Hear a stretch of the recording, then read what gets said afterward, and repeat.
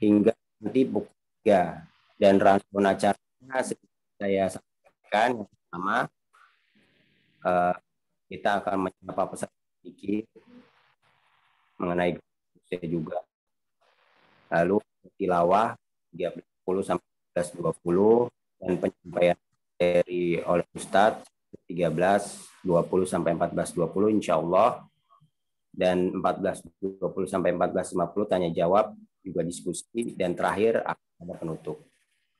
Mungkin itu saja yang Ane sampaikan. Selanjutnya Ane serahkan kepada saudara moderator yang sekaligus juga Ketua Umum MyMC, Ustadz Akbro. Ustadznya tuh yang mau ngaji nanti ini, insya Allah habis ini Ustadznya yang mau ngaji ini. Baik, terima kasih kepada Bro Syekh Bima yang sudah membuka acara kita hari ini. Ada baiknya kita, agar acara kita diberkahi Allah, kita dengarkan tilawah dulu dari akhina Syekhul Al-Ustadz Al-Mukarram Faza Khodiya Utama. Silakan Faza. A'udzu billahi minasyaitonir rajim. Bismillahirrahmanirrahim. Sabbaha lillahi ma fis samawati wa ma fil ard wa huwal azizul hakim. Ya ayyuhalladzina amanu lima taquluna ma la taf'alun. Kabura maqtan indallahi an taqulu ma la taf'alun.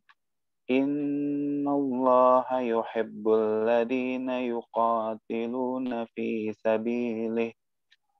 sabilihi saffan ka'annahum bunyanun marsus. Shadaqallahul azim. Dengan nama Allah yang Maha Pengasih, Maha Penyayang. Apa yang ada di langit dan apa yang ada di bumi bertasbih kepada Allah. Dan dialah yang Maha Perkasa, Maha Bijaksana. Wahai orang-orang yang beriman, mengapa kamu mengatakan sesuatu yang tidak kamu kerjakan? Itu sangatlah dibenci di sisi Allah jika kamu mengatakan apa-apa yang tidak kamu kerjakan. Sesungguhnya Allah mencintai orang-orang yang berperang di jalannya dalam barisan yang teratur. Mereka seakan-akan seperti suatu bangunan yang tersusun kokoh. Maha benar Allah yang penting. Baik, alhamdulillah, terima kasih kepada Faza atas pembacaan tilawah serta pembacaan artinya. Mudah-mudahan kita semua bisa mengambil berliannya, diamondnya yang sudah disampaikan oleh Faza. Mudah-mudahan juga jadi berkah buat kita semuanya. Baik, alhamdulillah kita sudah bersama kita Ustadz Hari. Ustadz sehat, Ustadz? Alhamdulillah. Alhamdulillah khair. Syukran barakatuh antum. Kayaknya di bulan Ramadan Ustadz mungkin banyak aktivitas ya Ustadz, ya mudah-mudahan Allah selalu menjaga kesehatan Ustadz. Amin. Amin. Menjaga suaranya Ustadz ya. Jadi benar-benar tools dakwah yang luar biasa sekali di bulan-bulan ini. Baik, mungkin ini buat teman-teman semua. Ini insya Allah menyambung dari materi yang kemarin ya. Kalau yang kemarin itu kita lebih fokus be the best version of you, tema besarnya kemarin. Dan apa best version kita ini? Yaitu kita memahami kita ini diciptakan ini untuk apa gitu. Bukan hanya, jadi kita ternyata punya, dan ini memang saya akui buat nggak banyak juga yang aware mungkin ya, bahkan di teman-teman yang mungkin sudah banyak concern di kajian-kajian gitu, bahwa ternyata kita punya misi khusus gitu. Tiap kita ini punya misi khusus. Kalau secara generalnya adalah kita untuk beribadah, menjadi khalifatul fil ard, makmurkan bumi ini, tapi bagaimana masing-masing punya jalurnya gitu. Yang disitir juga di surat Al-Isra, yang saat sebelum menjelaskan tentang ruh itu ditanya bahwa kita masing-masing punya sakilatih gitu. Jadi dimudahkan beramal sesuai sakilatih itu bentuknya gitu ya. Apa bentuk perciptaannya gitu. Jadi masing-masing ini punya keunggulan masing-masing, punya kemudahan untuk melakukan amal-amal soleh tertentu gitu. Dan amal soleh ini sangat terbuka lebar, tidak hanya amal soleh ibadah ritual, tapi justru ya tadi ya ada yang mungkin jago dalam hal berwirausaha, ada yang mungkin ke kesenian, ada yang mungkin ke programming dan seterusnya. Itu dari segi bakatnya ya, belum nanti background latar budaya itu juga ngaruh juga, background pendidikan dari orang tua itu juga ngaruh jadi modal kita semuanya. Nah, yang menarik juga apa sih pentingnya ini mungkin sedikit menyitir kasus di yang lain ya. Kalau dalam dunia kerja itu ada yang menarik, data yang dikumpulkan sama situs PayScale. Dia bertanya aja apa sih menyebabkan orang keluar dari pekerjaannya gitu. Mayoritas tuh pengen gaji yang lebih besar gitu, kalau dijawab ya. Jadi top 10 nomor satunya pengen gaji yang lebih tinggi. Gitu. Tapi kalau pertanyaannya dirubah, apa sih yang jadi alasan utama mereka memilih bekerja di satu tempat? Kalau tadi alasan keluar ya, kalau ini alasan pertama memilih bekerja di satu tempat. Ternyata gaji nggak nomor 1, gaji nomor 3. Jadi menarik ya. Padahal kan case-nya sama kan sebenarnya. Kalau dia mau keluar, pengen pindah ke tempat yang lebih baik. Ternyata nomor 1 yang dilihat adalah kesempatan melakukan pekerjaan yang meaningful. Nah, jadi ternyata gaji itu jadi nggak relevan utama. Ternyata yang paling utama adalah minimal tuh kayak merasa dihargai, merasa cocok dengan bakatnya dia, merasa cocok dengan lingkungannya.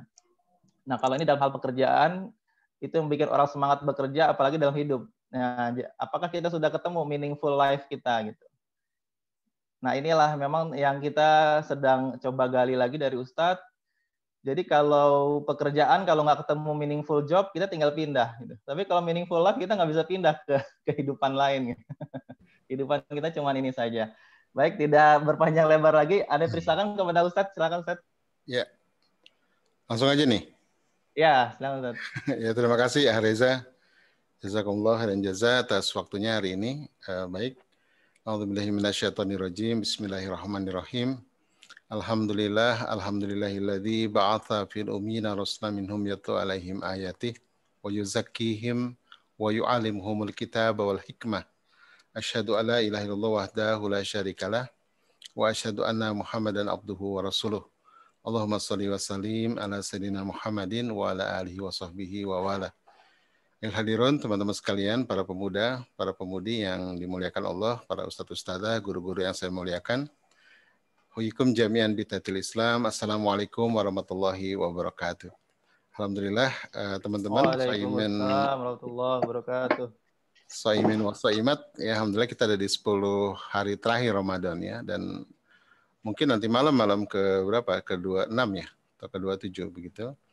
Ini sebenarnya sepertiga akhir Ramadan yang ditunggu-tunggu banyak orang gitu ya. Karena malaikat turun ya. Itu kalau para ulama tasawuf menyebutnya itu justru misi hidup itu diberikan di malam ke-27 ini, kesempatan besar. Karena malaikat itu akan turun bersama Jibril ya, langsung dengan komandannya.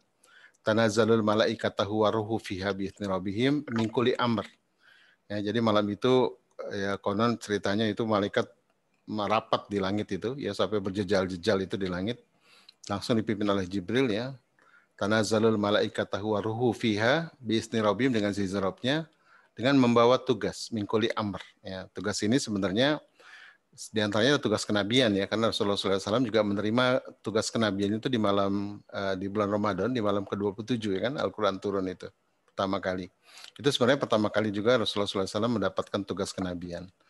Dan itu masih berlangsung sampai hari ini ya. Rasulullah sudah wafat ya, dan sudah dapat tugasnya juga masih berlangsung malam ke-27 itu. Maka dia mengatakan bahwa setiap kita sebenarnya juga diberikan tugas-tugas itu, dan di antara momen-momen pemberian tugas itu adalah di malam ke-27 itu, gitu ya. Min kulli amr. Dan orang yang mendapatkan tugas itu, ya tugas peran misi hidupnya di muka bumi itu, kemudian merasa tenang, ya kan. Matla'il fajr, sampai pagi itu. Salamun hiya hatta matla'il fajr. Ya, jadi sampai pagi itu dia merasa tenang gitu ya. Dan fajar itu artinya lembaran baru. Jadi ketika dia pagi hari di malam Lailatul Qadar itu, dia merasa ini hidup yang baru dan itu setara dengan 1000 bulan gitu ya. 1000 bulan itu kalau di banyak penceramah mengatakan 84 tahun ya kurang lebih. Dan itu adalah sebenarnya rata-rata usia terpanjang umur yang bisa dicapai manusia akhir zaman. Jadi kalau kata Rasulullah, umur umatku itu sitina wa sab'ina ya, antara 60-70, dan hari ini juga ada orang yang 90, 100 gitu ya. Jadi 80 tahun itu sebenarnya rata-rata usia terpanjang yang bisa dicapai oleh manusia gitu ya. Jadi maksudnya apa tuh? Ya maksudnya orang yang mendapatkan misi hidup itu seolah-olah berada dalam keabadian gitu ya. Seolah-olah dia sudah mencapai apa yang Allah inginkan dari kehadirannya di muka bumi, yaitu menemukan amr ya. Jadi misi hidup ini ada mengatakan amr gitu ya, ada mengatakan juga tadi Ahreza menyebutnya sakila. Sakila itu sebenarnya dia lebih kepada bakat ya, lebih kepada kompetensi. Kalau misi hidup itu bukan sekedar tadi ya, meaning of life itu bukan sekedar meaning dalam pekerjaan ya, tapi meaning dalam kehidupan. Ya, maka Allah membedakan tuh di surat Al-Isra ayat 84 itu Allah bedakan antara sakila dengan sabila ya kan. Kul ya'malu ala sakilah. Katakanlah ya Muhammad, setiap kalian beramal menurut bakat pembawaan masing-masing. Gitu kan? Jadi kalau bakat itu Nabi Muhammad tahu gitu ya. Karena itu manusiawi, bisa dilihat dari kecenderungan, dari keunikan gitu ya. Kalau sekarang ada talent mapping, manusia bisa melihat itu, bisa melacak gitu ya. Tapi untuk misi hidup itu enggak ya, itu otoritas Allah ya. Maka Allah menyambung ayat itu dengan Farabukum a'lamu biman huwa hada sabila. Ya, dan Roh pula yang paling tahu siapa yang paling benar jalannya, gitu ya. Jadi ada sakila, ada sabila. Ada bicycle gitu ya, ada baisabil kayak gitu. Jadi sabila inilah yang sebuah perjuangan di jalan Allah gitu kan. Karena sabilillah ya sebuah perjuangan di jalan Allah yang akan diperjuangkan sampai akhir hayat dan tidak kenal pensiun. Nah, itu disebut misi hidup sebenarnya. Nah, di barat itu sekarang misi hidup itu adalah pekerjaan ya. Seolah-olah pekerjaan itu jadi the purpose, the identity, the community gitu ya. Jadi pekerjaan itu jadi isme, jadi agama baru. Ya, jadi purpose gitu ya. Jadi seolah-olah kalau dia di PHK, maka habislah semuanya gitu ya. Kalau dia pensiun, selesailah semuanya. Maka orang biasanya kalau setelah pensiun, apalagi dari perusahaan yang besar yang dibangga-banggakan gitu, seolah-olah kemudian dia bebas tugas gitu ya. Maka umurnya nggak panjang biasanya gitu ya. Karena dia merasa bebas tugas gitu ya. Karena misi ini kan tugas. Nah, sebenarnya tugas manusia itu akan berakhir bukan ketika pensiun, bukan ketika purna bakti, bukan, tapi ketika Allah wafatkan baru berakhir gitu ya. Nah, jadi kita lagi-lagi disempitkan makna hidup itu ya karena sekedar duniawi gitu ya, sekedar pekerjaan, sekedar karir. Nah, ini berangkat dari pendidikan ya. Sebenarnya pendidikan itu yang membuat kita jadi menyempit. Ya, seolah-olah pendidikan itu mengantarkan kita kepada karir, kepada pekerjaan, kepada kompetensi.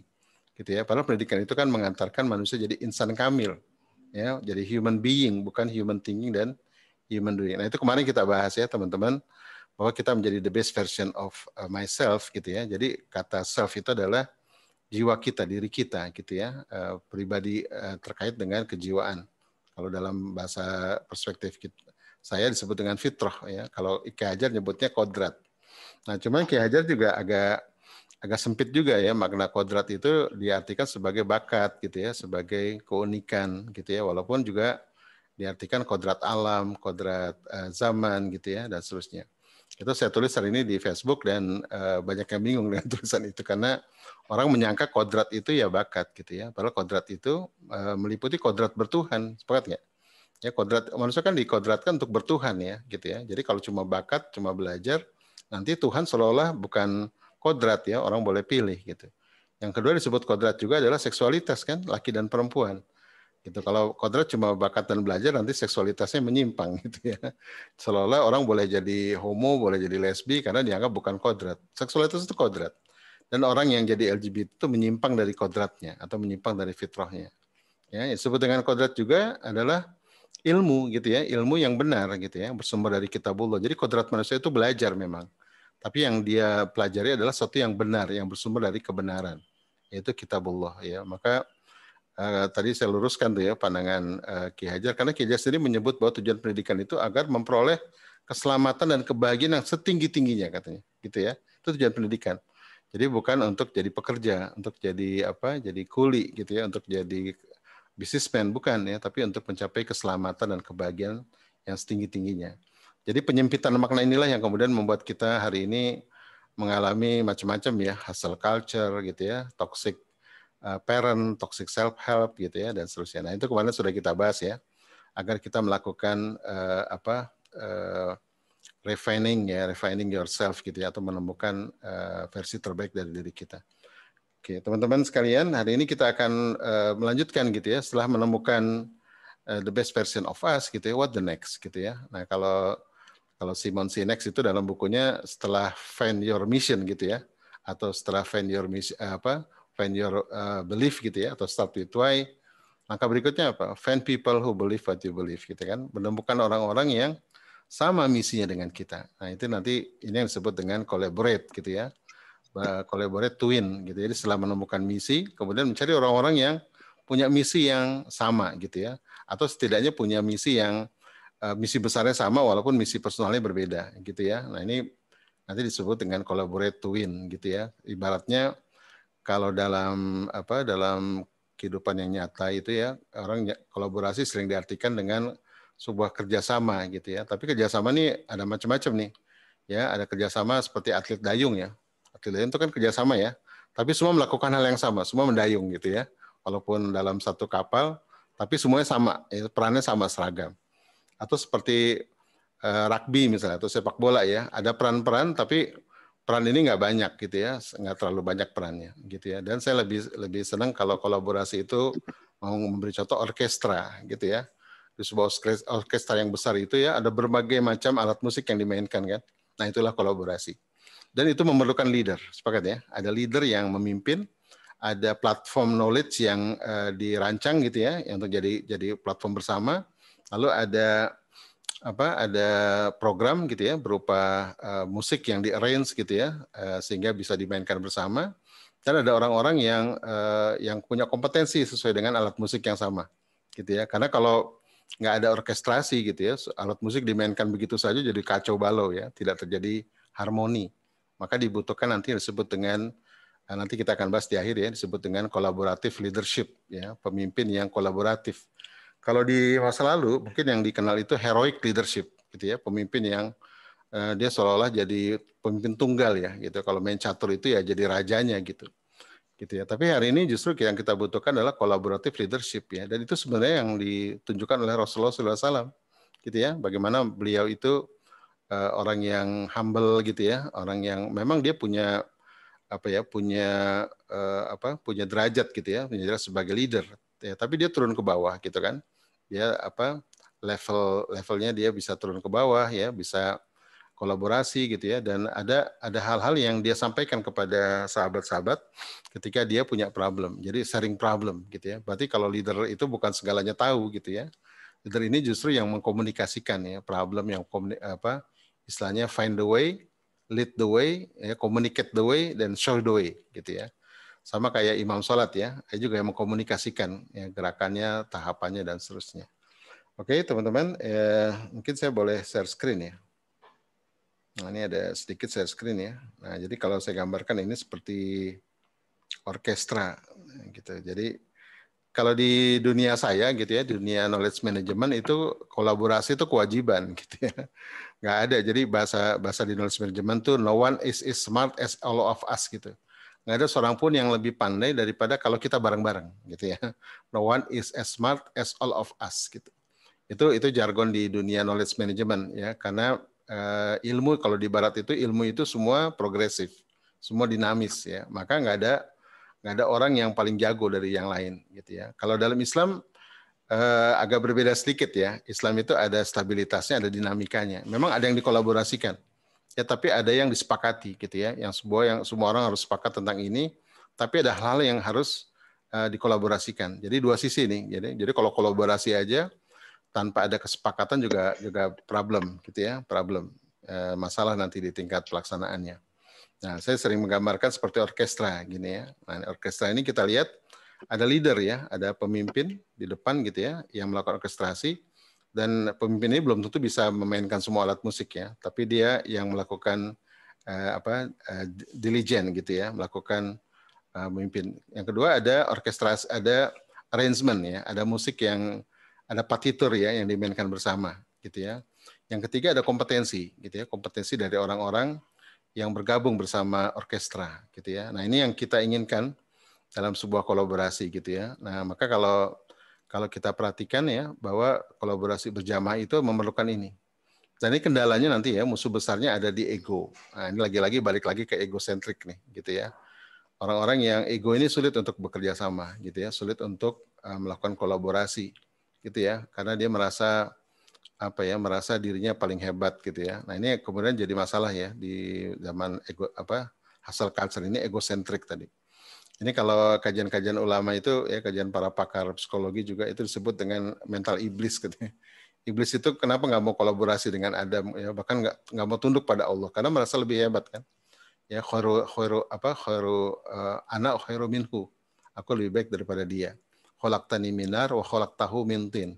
Ya, jadi api itu lebih keren dari tin, ya, sehingga dia bisa menolak perintah Allah gitu. Maka di banyak kajian itu keunikan manusia itu kalau nggak hati-hati dikelola itu jadi bahaya tuh tadi bakat ya. Bakat kalau nggak dikelola dengan baik jadi bahaya buat manusia itu sendiri. Ya akan melahirkan egosentrik gitu ya, akan melahirkan mental iblis ya, merasa paling benar gitu ya.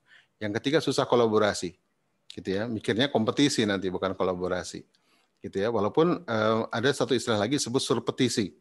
Surpetisi ini yaitu orang-orang yang nggak kompetisi nggak, tapi sibuk dengan pacuan masing-masing. Ya, cuma nanti susah kolaborasi kan, gitu ya, karena sibuk dengan pacuan masing-masing. Kelihatannya keren memang ya, nggak usah mikirin yang lain, sibuk dengan pacuan sendiri. Tapi pada sebuah titik ya akan bingung juga ya, karena nggak bisa ya masalah umat peradaban itu dilakukan sendirian ya. Pada akhirnya perlulah orang-orang yang surpetisi ini, yang berpacu dengan pacuannya masing-masing, harus berada pada pada sebuah orkestra bersama gitu ya, sebuah kolaborasi bersama untuk mencapai kemenangan bersama gitu. Gitu ya teman-teman. Nah ini waktu itu kita bahas ini ya. Jadi kita tuh dalam dari Allah menuju Allah kan. Dari alastu birobikum ya sampai ke marobuka gitu kan. Dari yaumil misak nanti ke yaumil akhir gitu kan. Itu dari alastu birobikum sampai nanti kemudian di alam kubur kita ditanyakan marobuka ya, innalillahi wa inna ilaihi raji'un. Dalam inilah kita kemudian berusaha menjadi the best version ya, the best self versioning. Nah dari sinilah kita nanti menemukan our mission. Nah sampai titik ini kita perlu apa yang disebut dengan kolaborasi kan. Gitu ya. Ini saya kutip ucapan Rabi Hillel ya. Ini saya nggak lupa ya waktu itu saya bahas apa enggak. Jadi saya dapat informasi ini ya dari seorang pakar gitu. Dia mengatakan bahwa tahun 2017 atau 2018 itu terjadi konferensi bangsa Israel di New York. Ya New York itu dipilih karena bersejarah ya. Jadi New York itu adalah tempat lahirnya kebangkitan Yahudi ya. Yang kedua sebenarnya. Kebangkitan Yahudi pertama itu adanya di ini setelah mereka diaspora gitu ya, setelah diaspora segala macam, dan kebangkitan pertama itu adanya di Amsterdam. Maka nama pertama dari Amsterdam adalah New Jerusalem, gitu ya. Kemudian Amsterdam ini tukar guling ya, bukan Amsterdam ya. Amsterdam ini Inggris dengan Belanda tukar guling Pulau Banda. Jadi Pulau Banda itu ditukar dengan New York, gitu ya. Jadi Inggris dikasih New York, Pulau Manhattan, sementara Belanda dikasih Pulau Banda, ya, karena pala gitu ya. Nah, Pulau Manhattan inilah ada New York di situ. Kemudian New Amsterdam, tadi ya New Jerusalem, Amsterdam pindah ke New York, gitu ya, sebagai pusat perkembangan Yahudi atau bangsa Israel. Maka nama awal dari New York adalah New Amsterdam, gitu ya. Jadi Amsterdam itu nama lamanya New Jerusalem, sementara New York itu nama lamanya adalah New Amsterdam, ya karena begitu sejarahnya. Nah, kota ini dipilih karena bersejarah bagi bangsa Israel dan mereka menetapkan sebuah ancangan ya, sebuah rencana blueprint ya, bagaimana bangsa Israel itu 5 sampai 20 tahun ke depan gitu ya. Saya lupa tuh 5 apa 10 tahun ke depan gitu. Nah, kemudian ini dipublikasi di sebuah e-magazine ya, sebuah media Yahudi gitu ya, di online ya, dipublikasi. Dari di forum itu kemudian disusunlah ya bagaimana blueprint ya bangsa Yahudi berapa dekade ke depan begitu ya. Dan di akhir konferensi itu yang menarik adalah tampil seorang ke depan ya membacakan ini. Ini quote dari Rabi Hillel namanya. Ini seorang pendeta, seorang rabi dari bangsa Israel hidup di abad ke-1 Masehi. Jadi orang-orang Israel masih menyimpan quote-quote-nya. Jadi quote-nya dibacakan. Ya ini yang juga sering dibacakan di orang-orang manajemen di barat ya. If I'm not for myself, katanya, who will be for me? Kalau saya bukan untuk saya, lalu siapa saya? If I'm only for myself, what am I? Kalau saya untuk saya, kalau gitu siapa saya? Dan kalau nggak sekarang, kapan? Gitu ya. Ini begitu dibacakan ini tepuk tangan dengan riuh begitu ya, menyambut penutupan dari konferensi tadi. Ini menggambarkan apa ya? Betapa semangat orang-orang Israel untuk menjadi the best version of us gitu ya, untuk dirinya ya, untuk diri mereka. Dan ini tentunya dalam konteks berjamaah mereka ya, gitu ya, dalam konteks kebersamaan, kolaborasi, itu kayak tadi ya. Dalam sebuah orkestra itu semua orang dipastikan menguasai alat musik kan, gitu ya. Tapi juga dipastikan mereka dalam gerakan perjuangan yang sama, dalam misi yang sama, ya. Kemudian butuh platform ya, platform untuk nanti menjadi ancangan bersama. Ya, atau blueprint gitu ya. Nah ini if I'm not for myself, kalau saya bukan untuk saya, lalu siapa yang akan jadi saya? Kalau saya untuk saya, lalu siapa saya? Kalau nggak sekarang kapan? Gitu ya. Ini sampai saya dengar berita film yang Wonder Woman ya. Wonder Woman itu katanya yang memerankan peran Wonder Woman itu adalah pelatih perempuan kan ya, pelatih tentara Israel, ya, pelatih Krav Maga. Krav Maga ini bela diri Israel gitu ya. Jadi dia pelatih tentara Israel. Ini sampai bela diri aja, dia pengen tunjukkan pada dunia kalau dia yang terbaik gitu ya. Termasuk di UFC ya. Ya Ultimate Fighting Champion, bagaimana menunjukkan bahwa Krav Maga itu yang terbaik ya. Berapa tokoh-tokoh para petarung mereka itu tampil dengan Krav Maga walaupun kombinasi dengan yang lain. Yang bisa mengalahkan adalah si Habib Nurmagomedov ya dengan gulat ala gulat Rusianya gitu ya. Nah, jadi itu saya menggambarkan bahwa bela diri aja mereka mau yang terbaik gitu. Nah, jadi teman-teman sekalian, ini sebenarnya ucapan ini ya nggak mungkin dalam konteks pribadi gitu ya. Ini pasti dalam konteks komunal ya, dalam konteks kebersamaan. Baik yang disebut myself itu adalah diri saya, diri kita, diri pribadi masing-masing, atau yang disebut myself itu adalah Islam itu sendiri ya, atau agama Yahudi itu sendiri. Kalau saya bukan untuk Yahudi gitu ya, lalu siapa akan untuk Yahudi gitu? Kalau saya untuk Yahudi, lalu saya apa peran saya untuk Yahudi gitu ya? Kalau untuk ini dalam bahasa mereka, kalau nggak sekarang kapan gitu? Jadi kata myself ini bisa identity ya, bisa personal tadi personal mission atau juga bisa communal mission ya, misi bersama gitu. Nah jadi penting gitu ya. Nah ini maka tadi dibacakan ayatnya ya. Sebenarnya yang harus begitu harusnya umat Islam kan gitu ya. Nah ini tadi Areza bacakan ini ya, kul ya'malu ala syakilah. Jadi katakanlah setiap orang beramal menurut bakat pembawaan masing-masing, tapi farabukum alamu biman wa ada sabila. Tapi Rabbmu yang paling tahu siapa yang paling benar jalannya. Jadi perhatikan baik-baik, ada sabila, ada syakilah gitu ya.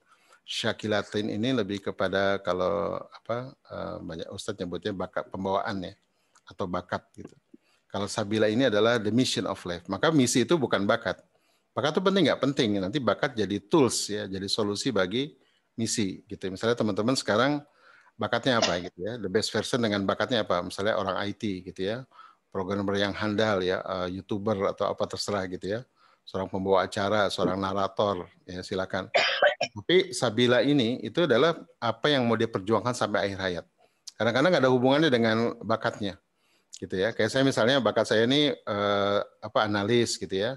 Terus desainer karena saya suka merancang, terus saya futuristik gitu ya, itu bakat saya. Terus bakat saya konteks, suka menyambung-nyambungin gitu ya.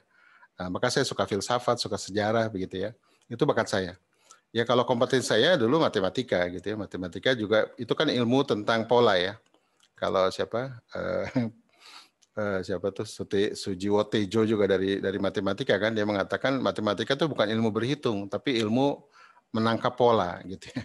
Jadi saya juga baru sadar ya, ternyata saya punya kemampuan menangkap pola gitu ya. Itu menarik sebenarnya. Jadi bukan ilmu hitung, tapi ilmu menangkap frequent pattern ya, pola-pola yang berulang sehingga dia jadi bisa paham gitu ya. Sama termasuk dalam dunia musik. Musik itu kan pola yang berulang ya, gitu ya. Pola yang berulang gitu. Tapi berulang tapi kemudian berubah-ubah ya, turun naik akhirnya menjadi sebuah rangkaian nada begitu ya, rangkaian jadi lagu, jadi song gitu. Oke, nah ini kolaborasi bisa begini bentuknya kan? Nah bisa seperti orang mendayung, ini kolaborasi juga ya, tapi kolaborasi dengan satu kompetensi saja kan, dayung aja ke depan. Walaupun kadang-kadang ada tukang beduknya di depannya. Nah atau rugby ya, ini mohon maaf agak gambar belakang orang. Rugby ini juga kolaborasi gitu ya, tapi gerabak gerubuk nih gitu ya, nggak ada harmoni dia, sepakat nggak? Gitu ya, mengerikan lihatnya. Jadi kalau saya lihatnya nggak ada keindahan barang sedikit gitu ya. Ya gerabak gerubuk, berebut gitu ya. Kadang-kadang tabrakan satu sama lain, walaupun ini terjadi kolaborasi. Yang paling indah sebenarnya dalam orkestra, seperti saya gambarkan tadi ya. Jadi orang-orang yang memiliki kompetensi yang sama gitu ya, kompetensi yang berbeda, tentunya alat musik yang berbeda, tapi bisa duduk bersama untuk memainkan sebuah harmoni, sebuah orkestra gitu ya. Ya, dengan dipimpin oleh seorang leader ya. Dan leader ini tidak memainkan alat musik kan? Ya, tidak memainkan alat musik, tidak ikutan dia, tapi dia memimpin gitu ya. Termasuk kadang-kadang pemimpin ini juga yang melakukan selain melakukan orkestrasi, dia juga yang merancang arrangement musiknya begitu. Ya dulu saya sering main ensemble gitar kalau dulu ya. Nah biasanya yang kalau ensemble tuh nggak ada diligentnya gitu ya. Nah ini kalau ini ada diligent. Oke, nah ini kolaborasi yang paling kanan ini, yang paling ideal disebut dengan kolaborasi. Nah termasuk dalam peperangan gitu ya. Kalau kita bandingkan antara orkestra dalam musik dengan perang ini mirip gitu ya. Ada saf-saf dalam perang. Sepakat ya, tadi sudah dibacakan ayatnya, Allah mencintai kaum muslimin yang berjuang dengan saf-saf yang rapi gitu kan. Seperti bunyanun marsus, seperti bangunan yang kokoh. Jadi dalam peperangan pun diperlukan saf-saf itu. Ya, ini gambar Saladin Ayyubi ya ketika menyerangi Yerusalem, ini gambar Muhammad Al-Fatih. Nah, tanpa adanya saf yang rapi gitu ya, tanpa adanya kompetensi-kompetensi yang tersebar gitu ya, ada kavaleri, ada pasukan berkuda, bahkan ada pasukan elit ya, Janisari gitu ya, itu mustahil akan tercapai sebuah kemenangan ya gitu ya. Nah, maka yang disebut kolaborasi itu bukan seperti satu kompetensi yang sama seperti berdayung atau gerabak gerubuk seperti main rugby ya, tapi satu yang tertata dengan indah ya, dengan rapi tadi. Innallaha yuqatiluna fisabilillahi ya, sofan ya, dengan bersaf-saf ka'annahum bunyanun marsus gitu. Allah mencintai orang yang berjuang di jalan Allah dengan bersaf-saf ya, seperti bangunan yang kokoh. Jadi kalau kita gambarkan ini bangunan gitu ya, nah kita mau jadi bangunan bagi sisi mana dalam bangunan ini? Kita mau jadi atapnya kah, mau jadi gentengnya, mau jadi tulang rusuknya, mau jadi temboknya, apapun yang akan kita perankan itu pastikan kita yang terbaik di sana. Pastikan itu demi our mission ya, misi masing-masing. Jadi kalau dalam dunia nyata itu kan ada bidang ekonomi, ada bidang politik ya, ada bidang pertanian gitu ya, ada bidang pendidikan gitu ya, ada bidang makanan dan energi misalnya. Nah kita ingin memerankan di mana di dalam sebuah bangunan Islam itu gitu ya. Nah ini harus ada perannya gitu ya. Itu juga yang disebut di Al-Quran sebagai amal soleh yang Allah ridhoi. Jadi ternyata ada amal soleh, tapi ada amal soleh yang Allah ridho gitu ya, amal soleh yang puncak gitu. Ya orang amal soleh itu ada derajatnya ya, tidak semua yang level ridhonya sama gitu. Nah kalau amal soleh Allah ridho itu adalah amal soleh yang betul-betul ya, itu merupakan panggilan hidup kita, panggilan misi hidup kita gitu ya. Nah, kan di surat Al-Aqaf ya, teman-teman nih yang menjelang usia 40 diminta untuk berdoa kan. Ya kan, Robi Auzi'ni ya, hatta balaga asyudahu, ketika sampai masa asyad buluk. Asyad buluk ini 30-an ya. Wa arba'ina sanah sampai 40, maka kita disuruh berdoa. Robi Auzi'ni, ya Allah bimbinglah aku, ya paksalah jiwaku begitu ya, bimbinglah jiwaku an ashkura nimataka latihan amta alaya, agar aku mampu bersyukur kepada semua nikmat-nikmat yang telah Engkau berikan. Ini maksudnya kita men-tracking our life ya. Nikmat selama ini ya, kompetensi, pekerjaan, karir, bisnis, resource, tabungan, warisan gitu ya, coba di-tracking. Teman-teman, jaringan gitu ya, pengalaman, organisasi, coba di-tracking. Ya, yang kedua adalah nikmat-nikmat yang diberikan pada orang tua gitu ya. Nikmataka walidaya, ya, nikmat pada diri kita maupun pada orang tua kita. Untuk apa itu semua? Nah, doa berikutnya, wan amilan solihan tardohu, agar dapat digunakan untuk amal soleh yang Engkau ridhoi ya Allah. Gitu ya. Jadi ada amal soleh, ada derajatnya gitu ya. Ini amal soleh yang Allah ridhoi. Artinya apa? Enggak perlu kita mensyukuri semua nikmat yang banyak itu kan kalau tidak ada tujuannya. Tujuannya agar apa? Agar kita bisa men-tracking our life, lalu menemukan gitu, menentukan mana ya amal soleh yang Allah ridhoi itu. Ya, sehingga kita bisa berjuang di sana gitu ya, dengan sepenuh tenaga ya, manistata'tum, dengan segala kemampuan begitu. Dan yang menarik adalah doa berikutnya, ya waslihli fi zuriyati.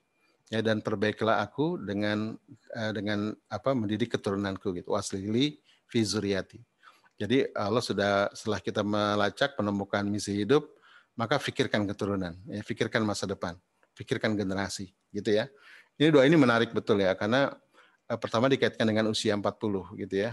Yang kedua dikaitkan dengan nikmat-nikmat yang pernah kita dapatkan pada diri kita maupun pada orang tua kita. Gitu ya. Yang ketiga, untuk menemukan wal amilan solihan tardohu. Gitu ya. Yang keempat adalah dikaitkan dengan keturunan. Gitu ya. Apa yang mau kita siapkan untuk keturunan kita? Legacy. Gitu ya. Legacy dalam hidup kita. Nah, maka teman-teman, mari kita temukan kebermaknaan kita di semesta ini ya. Kita mau ada di mana itu? Ya, mau ada di bagian mana? Ya, dalam pentas sejarah sejak Adam sampai akhir zaman, ya di mana makna di mana keberadaan diri kita, di mana kebermaknaan kita dalam pentas sejarah itu. Ya, kita mau cuma jadi penggembira gitu ya, atau menjadi aktor dalam peradaban itu. Gitu ya, mudah-mudahan Allah berikan kita mission ya, memberikan kita calling ya, panggilan hidup yang kita bisa berjuang sampai akhir.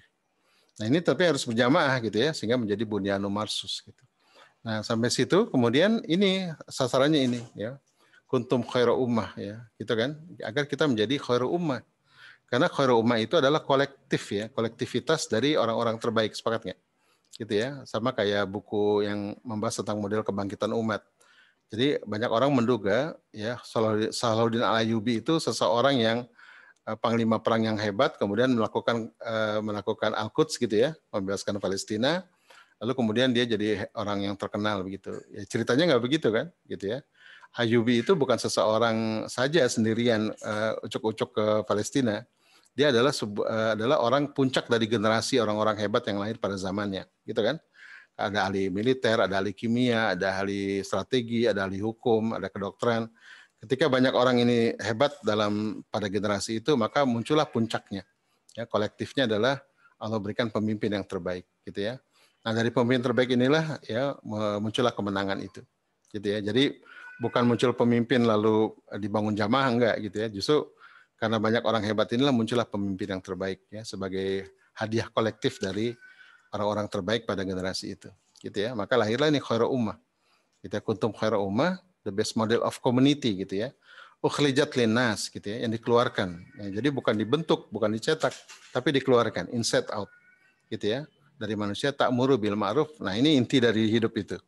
Yang menyeru kepada ma'ruf ya, pada sesuatu yang dikenal, wa tanhauna 'anil munkar, dan menolak kemungkaran, wa tu'minuna billah gitu. Jadi maka misi hidup itu ini sebenarnya ya. Jadi misi hidup itu adalah menyeru kebenaran pada sebuah bidang yang kita menjadi panggilan hidup kita. Jadi intinya daiyah. Kalau Hasan Al-Banna nyebutnya nahnu du'at qabla kulli syai'. Kita tuh dai sebelum yang lainnya gitu ya. Nah, ini sasarannya teman-teman ya. Jadi collaboration to win itu sebenarnya intinya ini, agar terbentuklah the best community ya, the best community models ya, atau the best ummah gitu. Nah, the best ummah ini adalah hadiah kolektif dari orang-orang terbaik ya, yang muncul ya dari hasil dari sebuah pendidikan ya begitu. Oke, nah ini kalau di Fitra Best Life itu ini ya, ini peran-peran yang harus kita perankan ya secara bersamaan. Yang paling atas ini adalah change maker atau daiyah. Gitu ya. Maka dai ini adalah segalanya. Cukup ya? Enggak usah. Gitu ya. Terus kemudian productivity. Nah, ini bakat ya. Bakat masuknya di sini, di solution maker. Kemudian intellectuality ya. Ini innovation maker, family based gitu ya, innovation maker, community based, social maker, health care maker. Nah, gitu ya. Ini gambaran secara umum aja, kita nggak akan bahas hari ini, tapi ini intinya. Jadi inti dari semua peran kita adalah daiyah sebenarnya, change maker. Gitu. Kenapa saya sebut change maker? Di sebuah hadis Rasulullah mengatakan waman ro'a mungkaran, barang siapa melihat kemungkaran, gitu ya. Pada waktu itu kita bahas ya, maka dia harus merubah dengan tangannya, gitu kan? Mengubah dengan tangannya, bukan merubah, mengubah dengan tangannya. Fa lam yastati fa bilisani, fa lam yastati fa biqalbi. Wa hiya ad'aful iman, itulah selemah-lemahnya iman. Jadi sekuat-kuatnya iman itu apa? Ya, change biyadih ya, merubah dengan tangan. Maksudnya dengan apa? Dengan kompetensi ya, dengan apa yang kita miliki. Nah, itu disebut dengan change maker. Nah, change maker ini dalam bahasa Islam disebut dengan daiyah, orang yang menjuru kepada kebenaran dalam, karena banyak orang gitu ya, tentunya harus ada spesifik ya. Kalau kita dalam peperangan itu, kita memilih mau jadi kavaleri, apa mau jadi infanteri, atau mau jadi apa gitu ya. Dalam kavaleri juga ada pasukan-pasukan lagi, ada pasukan khusus, ada pasukan penyergap ya, dan seterusnya begitu ya. Nah, ini nanti terkait dengan kompetensi atau dengan solusi yang dimiliki sesuai dengan bakatnya. Nah, gitu ya teman-teman ya. Termasuk intellectuality ya. Jadi kalau cuma solusi aja tanpa inovasi buat apa juga ya. Maka perlu intellectuality dan seterusnya. Oke. Gitu. Nah, ini terakhir ya. terakhir adalah ini untuk sampai ke sana collaboration to win ya, kita butuh ini. Ya, butuh mental kepemimpinan yang kolaboratif gitu ya. Nah, ini ciri-ciri apa teman-teman di MIMC ya, yang nanti walaupun nanti secara organisasi ada strukturnya tentunya, tapi setiap orang di dalam organisasi ini harus memiliki mental ini, collaborative leadership gitu ya. Karena tadi ya harus siap jadi leader, harus siap jadi follower. Ya, tergantung nanti itu penugasannya. Pertama adalah know your mission. Jadi dipastikan setiap kita yang hadir itu tahu misi personal dan misi bersama. Gitu ya. Yang kedua, punya platform. Ya, ini penting knowledge platform. Sama kayak orang tadi orkestra ya, harus ada knowledge platform ya kan. Jadi ada pengetahuan bersama yang disepakati. Nah, ini sebenarnya yang dilakukan oleh Imam Ghazali ya ketika menyiapkan generasi Ayyubi. Jadi generasi Ayyubi itu disiapkan 30 tahun sebelumnya di masa Al-Ghazali. Ya, jadi di masa Al-Ghazali itu umat Islam sedang terpuruk habis-habisan. Ya, darah umat Islam tertumpah di Antioch gitu ya. Perang salib kita kalah gitu ya, dan Imam Ghazali melihat bahwa problemnya bukan ada di militer tapi ada di garis belakangnya itu apa? Perpecahan umat ya, perpecahan ilmu, perpecahan para ulama. Ya, seperti hari ini persis gitu ya. Saling berdebat, saling menyalahkan gitu ya. Tidak disatukan begitu. Nah, maka Imam Ghazali membangun knowledge platform yang sekarang kita kenal Ihya Ulumuddin gitu ya. Satu yang ihya itu menghidupkan ya, menghidupkan lagi ilmu agama. Karena ilmu waktu itu sudah mati ya. Orang akhirnya ilmu cuma jadi berhala, orang berantem gitu ya. Karena maka disebut Ihya Ulumuddin itu menghidupkan kembali ya, ilmu agama itu. Din itu maknanya sebenarnya bukan agama ya, nanti pernah kita bahas dulu. Terus kemudian bisa mengkomunikasikan your mission with great narration. Ya, saya ingat sebuah cerita ya ketika pasukan Sa'ad bin Abi Waqqas ya. Sa'ad bin Abi Waqqas itu ngirim utusan ke siapa? Ke jenderal dari tentara Persia gitu ya. Kalau salah namanya saya lupa ya. Kirim ke sana. Terus ditanya gitu, "Kamu ke sini ngapain?" gitu ya. "Saya punya misi 3," katanya. Ya, misi saya yang pertama adalah membawa manusia dari kegelapan jahiliyah kepada terang benderang Islam. Yang kedua, membawa manusia dari penghamban kepada manusia kepada penghamban hanya kepada Allah semata. Yang ketiga, membawa manusia dari kegelapan dunia kepada kebahagiaan akhirat gitu. Cuma 3 itu. Terus akhirnya sama si pemimpinnya dicatat. Pulang utusan Islam, kemudian dia si siapa sih namanya saya lupa ya, jenderal militernya ini dari Persia ini kemudian Rustum ya, namanya Rustum, baru ingat. Kemudian Rustum ini mengutus mata-mata untuk ke tentara Islam. Mata-mata ini kemudian coba bertanya pada tukang masak, bertanya pada pasukan yang paling bawah begitu. Ternyata jawabannya sama. Disampaikan ke Rustum. Rustum, ternyata saya tanya ke semua orang sama jawabannya, seperti yang orang itu datang. Lalu Rustum bilang, kalau ada pasukan ya yang sejak orang paling bawah sampai paling atas sama misinya, itu artinya apa? Itu pasti pasukan yang akan menang, kasih gitu. Nah, jadi itu ya, itu pentingnya mission ya dalam sebuah jamaah. Jadi harus ada misi yang sama yang disepakati. Nah, ini baru kemudian harus ada komunikasi kan, your mission with great narration. Nah, ini penting anak-anak muda ini sekarang sebenarnya korban dari bermacam konspirasi itu perlu ada narasi yang besar gitu ya. Yang memang tetap kandungannya dari Islam, tapi harus ada narasi yang bisa diterima oleh anak-anak muda ini. Ya, kemudian find people who believe what you believe ya, menemukan orang-orang yang punya keyakinan yang sama untuk berjuang bersama. Berikutnya tadi talent management ya, jadi memanage kompetensi yang ada, lalu meletakkan pada tempat yang sesuai. Gitu ya. Ini problem paling berat di dunia HRD adalah itu, menempatkan orang yang tepat di posisi yang tepat. Sampai hari ini mereka masih kesulitan tuh ya. Kalau cuma dari jasa nggak bisa menjawab gitu. Berikutnya level the playing field ya, let your guard down. Artinya bisa turun ke bawah ya untuk terlibat dalam proses. Kayak Rasulullah kan ikut gali parit Hondak gitu ya, ikut terlibat, ikut membuka ruang bagi para sahabat untuk memberikan masukan ya, dan seterusnya. Nah, kemudian build a strong network ya. Nah, ini juga nanti terkait dengan base camp gitu ya. Ada sebuah, kalau kita masjid ya, kalau Rasulullah begitu hijrah kan bikin masjid. Nah, salah satu fungsi masjid adalah base camp untuk social network. Nah, ini yang jarang difahami ya, bahwa sebuah gerakan itu harus memiliki sebuah kolaborasi, itu harus memiliki base camp ya, tempat mereka berkolaborasi gitu ya. Yang berikutnya adalah harus ada pilot project ya, harus digali dengan dalam detail, kemudian dibuat pilot project dan kemudian dimulai gitu ya. Jadi ini yang saya sarankan ya kepada teman-teman yang mulai kolaborasi. Ini juga saya lakukan sama ya. Ini juga saya lakukan sejak saya mulai menebarkan Fitrah Based Education ya, bangun komunitas. Ini saya lakukan ya, memastikan misi gitu ya, dari misi personal jadi misi keluarga, kemudian jadi misi komunitas gitu ya. Kemudian bergerak terus gitu ya. Oke, nah ini contoh di Fitrah World Movement. Ini platform knowledge ya, ini contoh platform knowledge yang saya bangun. Jadi ada 4 platform knowledge, ini hasil riset ya, lumayan panjang. Jadi Fitrah World Movement itu punya misi gitu ya. Bagaimana pribadi dan keluarga ini berdaulat. Ya, berdaulat dalam pangan, dalam energi, dalam pendidikan, dalam pemikiran, dalam ekonomi, dalam bisnis gitu ya. Jadi berdaulat. Caranya biar berdaulat gimana? Kembali ke fitrahnya gitu ya, kembali ke fitrah keluarga, kembali kepada fitrah mendidik. Ya, kembali kepada fitrah ayah bunda ya sebagai sentra pendidikan gitu ya. Tadi fitrah keluarga itu maksudnya apa? Karena keluarga di masa lalu itu unit peradaban. Hari ini keluarga itu cuma jadi sekrup peradaban kan, melayang-layang gitu ya. Nah, maka untuk mengembalikan itu gitu ya, ini harus ada platform knowledge. Nah, ini platform knowledge ini. Gitu ya. Nah, ini di Islamic Code View ya, ini jadi panduannya ini. Kemudian di Family Education ini ada subdomainnya. Kemudian di ekologi gitu ya, ini subdomainnya, kemudian di sosial ekonomi dan bisnis di subdomain. Nah, ini ya. Jadi ini masing-masing ini nanti ada pakarnya gitu ya, ada pakarnya, ada ahlinya. Nah, ini contoh ya, contoh untuk platform knowledge. Karena kita butuh ini pertama kali. Karena kebangkitan peradaban itu dimulai dari kebangkitan ilmu kan. Nah, kalau kita sudah misinya sama, punya platform knowledge yang sama ya, selebihnya tinggal eksekusi kan, tinggal bikin program, tinggal menempatkan orang yang tepat, tinggal eksekusi gitu ya. Oke, mudah-mudahan bisa bermanfaat ya sampai sini. Silakan teman-teman yang ingin bertanya dan berdiskusi ya. Silakan. Saya kembalikan ke moderator.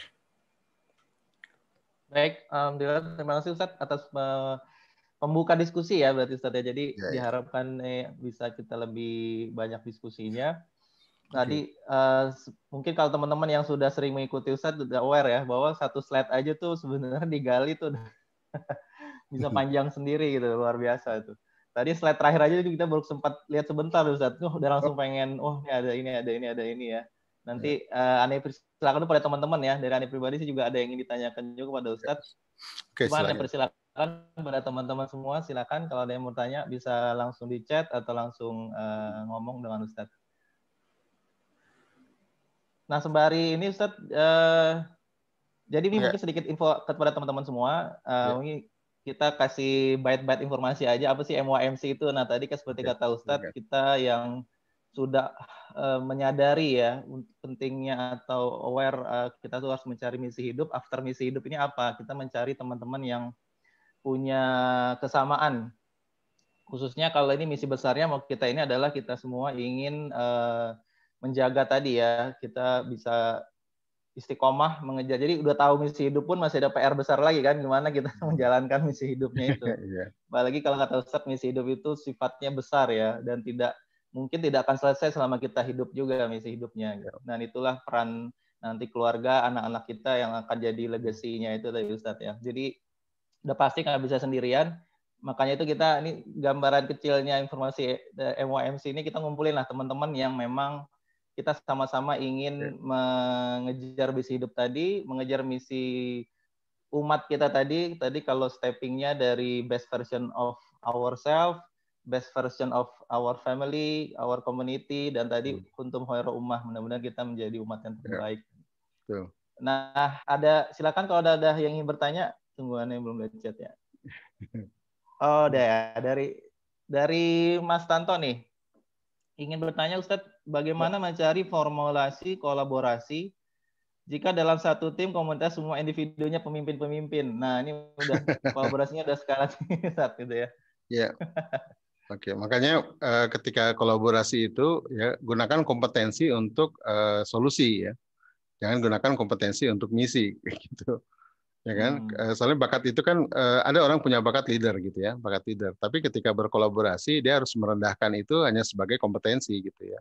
Jangan untuk kalau semuanya leader kan nggak ada yang bisa mimpin nanti ya, atau nggak ada yang mau jadi follower kan gitu ya. Maka kalau dalam konsep fitrah itu ya, bakat itu untuk solusi ya, bukan untuk kolaborasi gitu ya. Untuk solusi masing-masing gitu ya, solusi dalam sebuah jamaah. Gitu ya. Jadi kalau dia misalnya punya bakat pemimpin ya gunakan bakat pemimpin dalam bidang dia Tapi bukan memimpin dalam keseluruhan. Karena dalam keseluruhan itu dibutuhkan orang yang siap jadi leader, siap jadi follower gitu ya. Karena dia fleksibel gitu. Karena biasanya memang susahnya di kita itu begitu ya, kalau merasa jadi leader kemudian dengan alasan itu karakternya nggak bisa berkolaborasi gitu kan.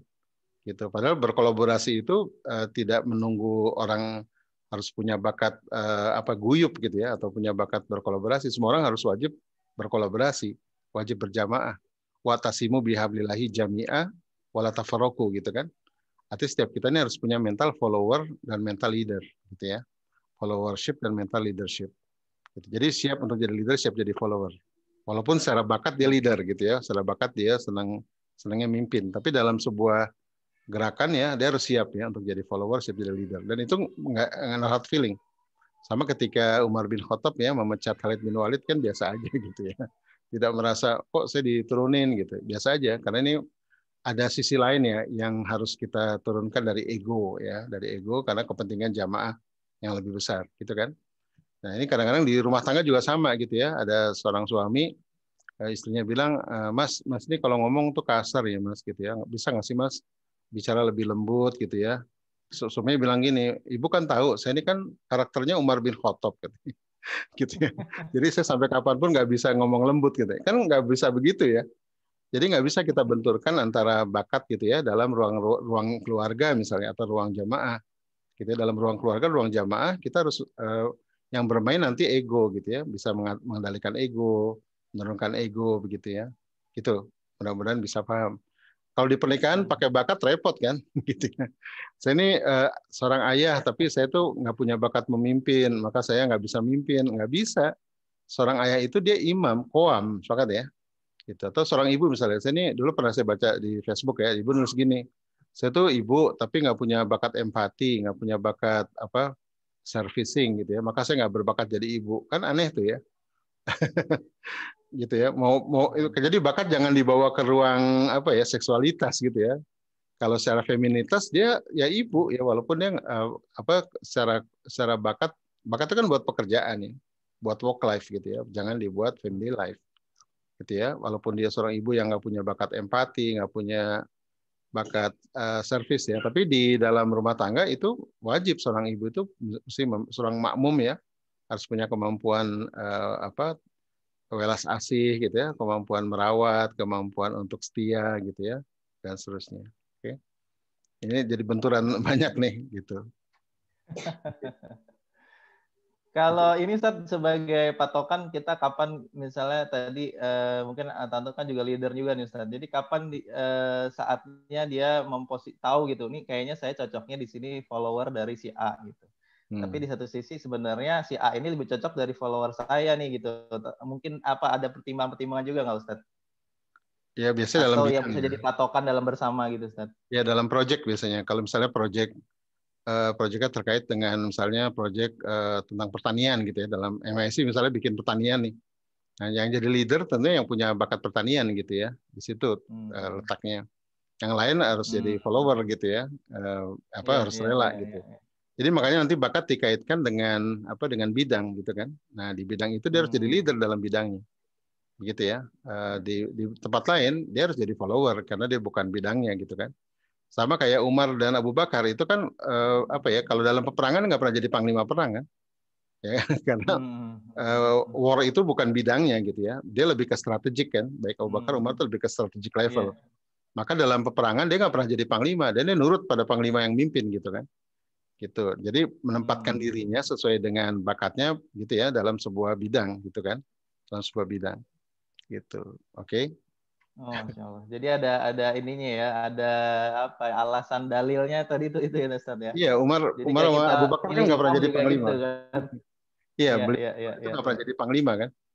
Karena memang mereka secara bakat yang satu temperamental gitu ya, nggak cocok jadi panglima lapangan, yang satu lagi baperan gitu ya, nggak cocok jadi panglima lapangan. Mereka lebih ke strategic level. Yang satu sangat sensitif sama kebatilan, yang satu sangat sensitif sama kebenaran gitu ya. Jadi temperamen itu kan dia sebenarnya sensitif sama kebenaran kan ya. Kalau orang baper itu kan sensitif sama kebatilan gitu.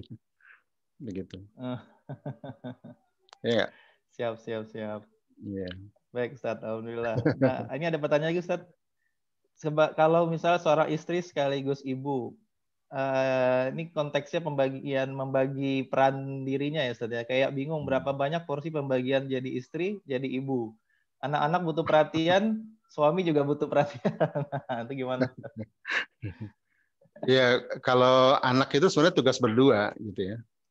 Kalau anak itu tugas berdua. Jadi kalau dibagi itu ya, dibagi peran ayah kayak bundaan itu, kalau dalam mendidik tuh ayah grand design ya. Jadi ayah yang merancang grand design pendidikan tuh ayah. Yang pelaksana harian itu ibu gitu ya. Itu pelaksana harian dalam pendidikan anak. Gitu ya. Dan ibu ini bukan berarti ayah mendesain ibu nggak boleh bantu, boleh aja. Bukan berarti ibu eksekusi ayah nggak boleh bantu, boleh aja. Tapi ada namanya RACI matrix ya, ada responsibility, ada accountability gitu ya. Jadi kalau dalam merancang grand design pendidikan itu responsibility-nya ayah, ya, accountability-nya ayah juga. Tapi istri boleh bantu ya, boleh bantu gitu ya. Tapi bukan berarti tanggung jawabnya. Dalam eksekusi harian juga responsibility-nya ibu ya, accountability juga ibu. Tapi ayah boleh bantu gitu ya. Kalau kalau dibutuhkan gitu ya. Maka ayah walaupun dia sering keluar rumah gitu ya, karena dia adalah grand design, kalau orang Bappenas itu yang melakukan perencanaan, walaupun sering keluar rumah, tapi 24 jam harus jadi konsultan bagi pendidikan. Kan yang merancang kan, kalau yang merancang jadi konsultannya dong gitu ya. Jadi silakan sering keluar rumah, tapi jadi konsultan 24 jam bagi istri yang mengeksekusi harian gitu ya. Karena konsultan itu kan memang harus agak berjarak dengan masalah ya. Gitu. Nah, ini dalam pendidikan anak ya. Jadi istri nggak akan terlalu banyak bebannya harus ngurus suami, ngurus anak gitu ya. Karena memang ngurus anak ini berdua gitu ya. Dan kalau ayah yang merancang grand design, dia pasti paham ya bahwa istrinya ini ada saat-saatnya capek kan gitu ya. Ada saat-saatnya nggak bisa tidak bisa disuruh misalnya gitu ya, atau diminta sesuatu karena memang dia tahu nih bahwa dengan rancangan pendidikan dia istrinya tuh energinya habis misalnya atau fokusnya habis gitu kan. Jadi nggak menuntut nih. Kenapa sih para suami menuntut? Ya karena dia nggak merancang, nggak jadi grand designer kan. Jadi nggak tahu juga gitu ya. Kepusingan istri nggak tahu juga gitu ya. Pokoknya taunya pulang dari kantor istri cantik, anak beres gitu kan. Gitu kan. Karena dia nggak berurusan dengan misi keluarga, dia nggak berurusan dengan grand design pendidikan, dia cuma cari duit doang. Kalau cari duit doang, merasa akhirnya jadi kayak dulu cerita dulu ya, ayah kerja kayak kuda, ibu capek kayak babu gitu kan. Jadi ini yang jadi kacau gitu ya. Ayah merasa capek jadi kuda, ibu merasa capek jadi babu gitu. Terus anaknya bilang, kalau gitu saya anak apa nih, bapak kuda, ibu babu gitu. Nah, jadi saran saya coba pahami ini ya tahap-tahap peran ayah ibu dalam pendidikan. Ada 8 itu. Ayah itu yang pertama, ayah itu a man of mission and vision. Jadi ayah menemukan misi. Nah, kalau istri itu yang a person of love and sincerity. Ya, jadi pribadi yang penuh cinta, setia gitu ya. Kedua dalam keimanan itu. Jadi seorang ayah diukur imannya dari seberapa dalam misinya itu ayah. Kalau ibu diukur imannya dari seberapa dia setia ya untuk mendukung misi ayah gitu. Oke ya. Terus yang kedua, ayah itu pembangun sistem berpikir, sistem thinking builder. Gitu ya. Jadi kalau di rumah anak itu on itu ayah tuh. Gitu ya. Kalau ibu yang memprovide sumber pengetahuan, misalnya library. Kalau di masalah itu ibu yang menyiapkan benih gitu ya. Syair itu ibu. Jadi ibu lebih kepada menyiapkan resource pengetahuan ya gitu ya. Kalau ayah ini yang membangun sistem berpikir. Itu yang kedua. Yang ketiga, ayah itu professional builder. Jadi pembangun profesional ya. Jadi maka ayah itu itulah pentingnya keluarga punya bisnis gitu ya. Sehingga anak-anak bisa melihat bagaimana ayah itu profesional dalam menjalankan bisnisnya gitu ya. Nah, sementara ibu lebih kepada morality ya, attitude gitu kan. Jadi bagaimana seorang profesional itu bisa, kadang-kadang profesional ini kan attitude juga berantakan ya gitu. Jadi ibu yang membangun attitude ya, ayah membangun profesional gitu. Jadi ada 8 tuh nanti ya, kita kapan-kapan kita bahas. Nah, kalau secara seksualitas ayah supplier maskulin, ibu supplier feminin gitu ya. Ayah grand design pendidikan, ibu pelaksana harian gitu. Jadi masing-masing ini sudah ada perannya gitu ya, peran fitrahnya. Dan ibaratnya pilot dan kopilot dalam sebuah ruang kokpit ya, itu nggak boleh berebut tuas tuh gitu ya. Kalau berebut tuas ya kapal bisa jatuh kan. Gitu. Jadi nggak boleh berebut tuas, harus tetap ada hierarki, ada imam, ada makmum gitu ya. Itu pentingnya memahami peran ayah ibu. Nah, kalau suami yang cuma taunya cari duit lalu pulang, ya banyak nuntut kan, banyak nuntut, gitu. Dan dia merasa bahwa rizkinya itu dari dia, gitu ya. Kan gue yang capek kan, gitu ya. Padahal rizki itu sebenarnya rizki berdua kan. Gitu. Berapa banyak keluarga yang para ayah jatuh miskin gara-gara bercerai. Ketika bercerai dipisah rizkinya kan. Jangan-jangan selama ini dia dapatkan dari kantor adalah rizki istri dan anaknya. Gitu ya, begitu dia berpisah malah Allah putus rezekinya gitu. Itu sih. Makanya tadi ya istri jadi jawaban yang tadi itu kalau kita lihat sepotong gitu ya, itu susah menjawabnya gitu ya, karena kalau ayah tidak paham tugasnya maka nanti bebannya ada di istri gitu kan. Akhirnya istri merasa overload. Itu kan sebenarnya pertanyaan overload ya. Ngurus anak juga, ngurus suami juga gitu kan. Gitu. Tapi kalau ayah paham perannya gitu ya, dia akan tahu ya betapa capeknya jadi ibu gitu ya. Betapa capek jadi istri. Iya. Oke. Jadi itu Ustaz ya. Jadi memahamkan kedua orang tua ini, terus tadi kalau udah jelas ya kalau posisinya udah clear, tinggal nanya ayahnya aja kan, karena kan bosnya ayah. Iya, ayah tuh konsultan. Ya makanya para ayah sebaiknya cari nafkah lebih smart ya, yang waktunya lebih banyak juga rezekinya lebih banyak. Gitu. Mana caranya ya? Minta sama yang di langit kan. Gitu. Anak itu kan amanah ya, anak itu amanah dari Allah, maka minta ya Allah gitu ya, berikan aku waktu yang lebih banyak untuk anak-anakku gitu ya, maka tunjukkan aku bagaimana nafkah lebih smart misalnya, gitu ya, minta aja. Gitu. Nah ini ada pertanyaan lanjutan nih Ustaz, berarti kalau kondisinya keluarga single parent tuh gimana Ustaz mensiasatinya Ustaz? Iya, single parent ini sebenarnya sama kayak LDR ya, single parent LDR ini bukan kondisi ideal ya, ini kondisi yang harus segera diselesaikan gitu. Kalau LDR ya harus ketemu ya, harus ikut suami atau suami resign gitu ya. Jadi paling tidak dalam kota yang sama. Nah kalau single parent cuma 3 jawabannya ya. Pertama nikah lagi, yang kedua cari sosok ayah dari keluarga besar ya, gitu. Dari sosok dari kakek, dari paman, dari kakak gitu ya. Yang ketiga kalau nggak bisa dapat dari keluarga besar, bangun komunitas, gitu ya. Di MIMC misalnya gitu ya, kita bikin community based education. Ini para single parent bisa dapatkan sosok ayah untuk anaknya ya dari komunitas gitu. Itu paling mungkin karena saya melihat kalau single parent itu nanti problemnya di anak pertama tuh. Selalu saya ketemukan ya.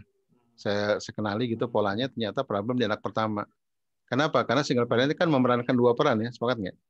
Karena dia memerankan 2 peran jadi dia ambigu gitu ya. Misalnya ayah itu kan sang raja tega, ibu sang pembasuh luka misalnya.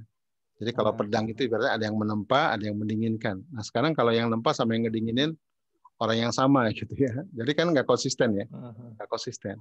Kalau ibu sang raja tega itu bisa kacau. Kenapa? Ibu kan emosional, sepakat nggak? Untuk jadi sang raja tega itu butuh rasionalitas, katanya. Kalau ibu jadi sang raja tega, akhirnya jadi bablas, gitu ya. Gitu kan? Atau nanti sebaliknya, di saat lain dia bablas, di saat lain dia terlalu permisif gitu ya. Karena kasihan, ini anak ada bapaknya, kasihan gitu ya. Nah akhirnya jadi anak tuh ambigu ya. Satu sisi dia digencet, kadang-kadang di sisi lain dia kayak dibebasin gitu. Nah ini ketidakkonsisten ini paling haram kalau dalam pendidikan ya, begitu. Nah maka agar ada konsistensi itu perlu 2 sosok ini, ada ayah, ada ibu gitu ya. Ada yang menempa, ada yang mendinginkan, ada yang membentuk, ada yang merawat begitu ya. Jadi ini penting. Oke. Jadi saran saya itu kalau single parent. Ya kalau nggak sanggup nikah lagi ya, kalau di masa lalu nggak ada masalah dengan single parent, kenapa ada keluarga besar, gitu ya? Ya apa namanya joining family.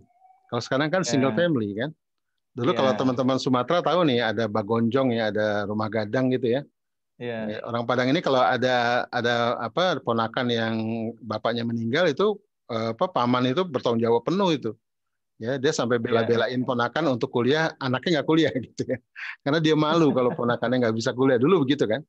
Nah, sekarang ini kan hilang itu, terputus itu.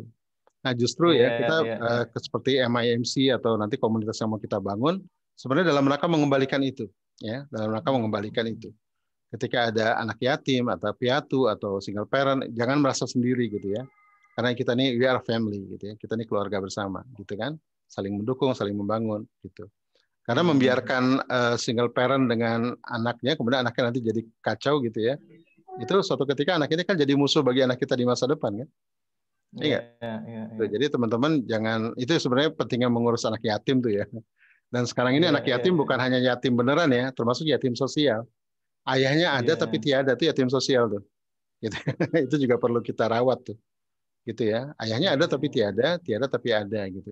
Itu bermasalah. Nah, kalau kita nggak peduli sama anak teman, nanti anak teman itu jadi musuh bagi anak kita di masa depan. Begitu kan? Hukumnya begitu. Nah, itu disebut dengan it takes a village to raise a child. Kita butuh orang sekampung buat besarin anak. Jadi dengan kita membuat komunitas itu bukan sekedar kumpul-kumpul gitu ya, bukan sekedar apa namanya sosialita gitu ya, tapi harus lebih bermakna gitu ya. Bagaimana punya misi bersama, bagaimana memberikan kedaulatan keluarga gitu ya. Bagaimana ada perjuangan bersama yang ada impact-nya buat umat dan seterusnya. Oke, gitu. Siap. Ya. Baik, ada lagi yang mau bertanya? Jadi, kenapa Ustaz? Ya, bagus pertanyaannya. Iya. Silakan. Ada chatting. Jadi itu tadi ya, makanya kita bisa bersama-sama juga dan saling mengingatkan gitu. Jadi tadi kan sebenarnya tidak hanya single parent secara memang orang tuanya nggak ada satu lagi gitu ya, tapi bisa jadi secara sosial itu tadi kan. Dan bisa jadi kita mengalami itu nih, jangan-jangan di antara kita kan juga begitu kan. Kita ada tapi sebenarnya peran kita di keluarga nggak ada. Nah ini bisa jadi saling mengingatkan juga dengan adanya teman-teman yang memiliki kesadaran dan wawasan yang sama. Nah ini salah satu urgensinya memang kita mencoba ya silaturahmi, mencoba berkumpul, mencoba membangun komunitas dalam salah satu wadahnya MOMC ini. Nah silakan kalau ada yang mau bertanya. Ada lagi. Kalau tadi Ustadz yang tentang kolaboratif leadership itu Ustadz ya. Ya. Jadi ada yang menarik itu tadi Ustadz sudah sedikit menyampaikan tentang level the playing field, artinya kalau konteksnya sebagai leader memang tetap harus juga turun langsung ke lapangan gitu Ustadz. Ya betul. Terus, tapi tanpa kehilangan otoritas ya. Oke. Nah, jadi tetap otoritas terus. Do not let your guard down itu lebih kemana tuh Ustadz? Ya itu menghilangkan barrier sebenarnya, menghilangkan barrier gitu ya. Jadi jangan sampai ada batas antara atasan bawahan gitu kan. Karena kalau kolaborasi itu masih ada batasan gitu, itu nggak akan terjadi kolaborasi. Gitu ya. Kalau dalam pengetahuan aja misalnya, kolaborasi dalam pengetahuan, kalau ada orang paling hebat dalam sebuah grup ya, dan dia belum apa-apa udah ngomong duluan, yang lain pasti diem tuh. Sepakat ya? Jadi kalau orang hebat tuh justru ngomongnya paling belakang, jangan suruh ngomong di depan. Jadi kalau kita misalnya dalam kolaborasi ngaji ya, ada kajian misalnya ini kolaborasi kajian. Itu yang pinter-pinter ngomongnya belakangan gitu ya. Kalau dia ngomong di depan, yang lain udah pasti merengket semua, gitu ya. Itu ya kan, karena ada barrier kan. Oh ini lebih jago, ini S3, ini PhD gitu ya. Nah, akhirnya nggak terjadi kolaborasi kan. Yang diharapkan semua orang bicara kan, semua orang speak out gitu kan. Semua orang memberikan kontribusi. Kalau belum apa-apa sudah ada yang gertak gitu ya, sudah ada yang gertak, sudah ada yang ada barrier gitu ya, istilahnya guard tadi ya, itu yang lain udah pasti merengket itu. Nggak akan terjadi kolaborasi. Gitu kan? Siap. Ya. Maka mesti diturunkan kalau itu. Ini, iya, Ustaz. Kalau konteksnya dalam kacamata Indonesia dan ini Ustaz, maksudnya pergerakan gerakan keislamannya sepertinya berjalan masing-masing ini gimana Ustaz? Ada kondisi-kondisi tertentu gitu Ustaz yang menyebabkan kita ini jadi sulit. Padahal kita kan misalnya umat Islam paling besar di dunia, terus yang kedua kita punya resource yang luar biasa juga secara sumber daya alam, strategis juga secara geopolitik gitu. Tapi gimana Ustaz, perannya di dunia tapi minim gitu Ustaz? Ya menurut saya sih karena akibat pendidikan ya. Ya pendidikan kita sejak kemerdekaan itu kan membuat orang jadi kompetitif ya, kompetisi gitu ya. Artinya tidak ridho sama kemajuan orang lain gitu kan. Istilahnya susah lihat orang senang lihat orang susah gitu kan. Gitu. Kemarin Dr. Fahmid Zarkasi itu ya, itu bikin status tentang elit politik ya. Betapa susahnya para elit politik Islam di Indonesia untuk berkoalisi gitu ya. Itu jawabannya cuma karena ego kan, ego masing-masing untuk kepentingan partainya. Jadi susah koalisi kan. Kalau untuk kepentingan umat harusnya mudah berkoalisi kan gitu. Nah ini karena ego sih penyakitnya tuh ya, ego yang memang sejak lama hasil dari pendidikan ini sebenarnya gitu ya. Hasil dari pendidikan. Maka tadi kita butuh bukan heroic leadership, tapi kita butuh collaborative leadership. Ya, orang yang mumpuni, yang bisa punya kepemimpinan, tapi mampu berkolaborasi, gitu ya. Bukan orang yang merasa paling benar, gitu ya. Kemudian ego tadi ya susah untuk diturunkan, kemudian merasa paling benar. Ini kan mental penjajah ya, atau mental iblis ya. Ya, ujung-ujungnya nanti adu domba gitu kan, bahagia lihat orang lain susah gitu. Nah ini yang jadi problem ya di masalah pendidikan. Yang kedua karena penjajahan yang panjang barangkali ya. Jadi kita nih merasa kalau bergabung itu merasa nggak nyaman gitu, merasa nggak aman, merasa vulnerable gitu. Saya bertemu dengan banyak komunitas gitu ya, itu kalau nggak pemimpin durhaka sama pengikut, kalau nggak pengikut durhaka sama pemimpin gitu. Itu terjadi di mana-mana itu, gitu ya. Ya, ketika mereka masih culun diajak oleh pemimpin ya, ketika sudah besar pemimpin ditendang gitu. Atau pemimpin ya, ketika dia butuh dukungan diajak tuh pengikut ya. Begitu sudah sampai sebuah titik, pengikutnya cuma jadi batu loncatan dia menuju sesuatu kepentingan egonya gitu kan. Itu sering terjadi tuh, gitu ya. Maka akhirnya kemudian orang jadi pesimis gitu ya, atau jadi pasif gitu ya. Udahlah, nanti kita gue dibohongin lagi gitu ya, nanti gue dikerjain lagi gitu. Itu sih yang sering terjadi. Maka kita harus kasih contoh, Ariza, gitu ya. Contoh sebuah gerakan yang memang kolaborasi, emang ini perlu proven ya, gitu ya, yang kita bisa tunjukkan pada dunia bahwa bisa kok sebenarnya umat Islam gitu ya, gitu. Ya, harapan saya sebenarnya sih sama generasi antum ini, generasi kelahiran 80-90 lah ya, gitu kan, antum 80-an kan? Iya, Ustaz. Nah, ini generasi harapan sebenarnya ini ya, generasi yang nggak merasakan Pak Harto gitu ya, generasi yang nggak merasakan perang kemerdekaan gitu ya, generasi yang merasakan merasakan pahitnya gitu ya. Pahitnya menjadi sebuah generasi yang orang-orang tuanya itu susah kolaborasi, sepakat nggak? Iya kan? Antum kan yang merasakan pahitnya kan? Pahitnya melihat partai-partai Islam saling bertentangan begitu ya. Pahitnya melihat ormas Islam nggak bisa bersatu. Yang merasakan pahitnya kan antum gitu kan, generasi antum kan. Maka harus ada kesadaran bersama untuk bangkit gitu. Oke, enough is enough gitu ya. Oke, cukuplah gitu ya. Mari kita berpadu gitu. Maka harus ada strategi nanti ya. Bagaimana strategi untuk bisa umat ini bisa berkolaborasi tadi ya. Harus ada platform knowledge gitu ya. Harus ada misi bersama yang besar gitu ya, yang disepakati dan seterusnya. Gitu. Oke. Siap. Ini memang perlu waktu. Jadi menarik juga, Ustaz. Jadi menjawab pertanyaan, sebenarnya jadi pengen nanya juga tadi, Ustaz, apa yang membedakan kita dengan generasi yang sebelumnya gitu, Ustaz. Ya, karena kan apalagi tadi generasi sebelumnya ada ulama-ulama juga kan, orang-orang yang pengetahuannya luar biasa, pengalaman wawasannya juga ada luar biasa, tapi sulit kolaborasi. Yang tadi ternyata pengalaman pahit itu tadi. Yeah. Mungkin kayak bangsa Indonesia dulu mengalami dijajah bareng-bareng, jadi muncul kesadaran gitu, Ustaz. Yeah. Jadi mungkin salah satu modal kita gitu, Ustaz ya. Iya. Di awal kemerdekaan sebenarnya muncul tokoh-tokoh bagus ya, di awal perang kemerdekaan ya. Kemudian tokoh-tokoh bagus ini tenggelam juga gitu ya, karena karena saya lihat sih ini ya, yang gagal dirubah itu ketika merdeka adalah sistem pendidikan. Gitu ya, sistem pendidikan kita gagal mengubah mindset ya tentang bahwa orang yang hebat itu orang yang sugih gitu ya, orang yang bisa berkuasa begitu kan. Itu kemudian menghambat terbentuknya kolaborasi kan. Akhirnya saling meniadakan. Padahal dulu kalau kita lihat ya bagaimana Pak Muhammad Natsir gitu ya dengan tokoh-tokoh Katolik bisa semeja begitu kan. Artinya ada kedewasaan yang bagus lah di masa itu ya. Kemudian pada generasi berikutnya babak belur semua kan gitu ya, berantakan semua sampai sekarang gitu ya. Sekarang juga kita saksikan sulit gitu ya. Akhirnya yang jadi korban kan masyarakat ya. Ya kan ketika elit-elit ini tidak bisa bersatu ya, tidak bisa punya misi bersama, yang jadi korban ya putra-putra terbaik bangsa gitu ya. Kayak misalnya kasus kapal tenggelam itu kan ya. Itu kan ada problem di elit kan. Sepakat nggak? Ada problem di elit itu, bukan problem di bawah gitu ya. Yang jadi korban kan pemuda-pemuda ya, putra terbaik bangsa. Termasuk dalam pendidikan, dalam segala hal itu kan ada problem di elit, gitu kan. Nah itu disebut dengan kalau Naqib Al-Atas sebutnya pemimpin palsu gitu.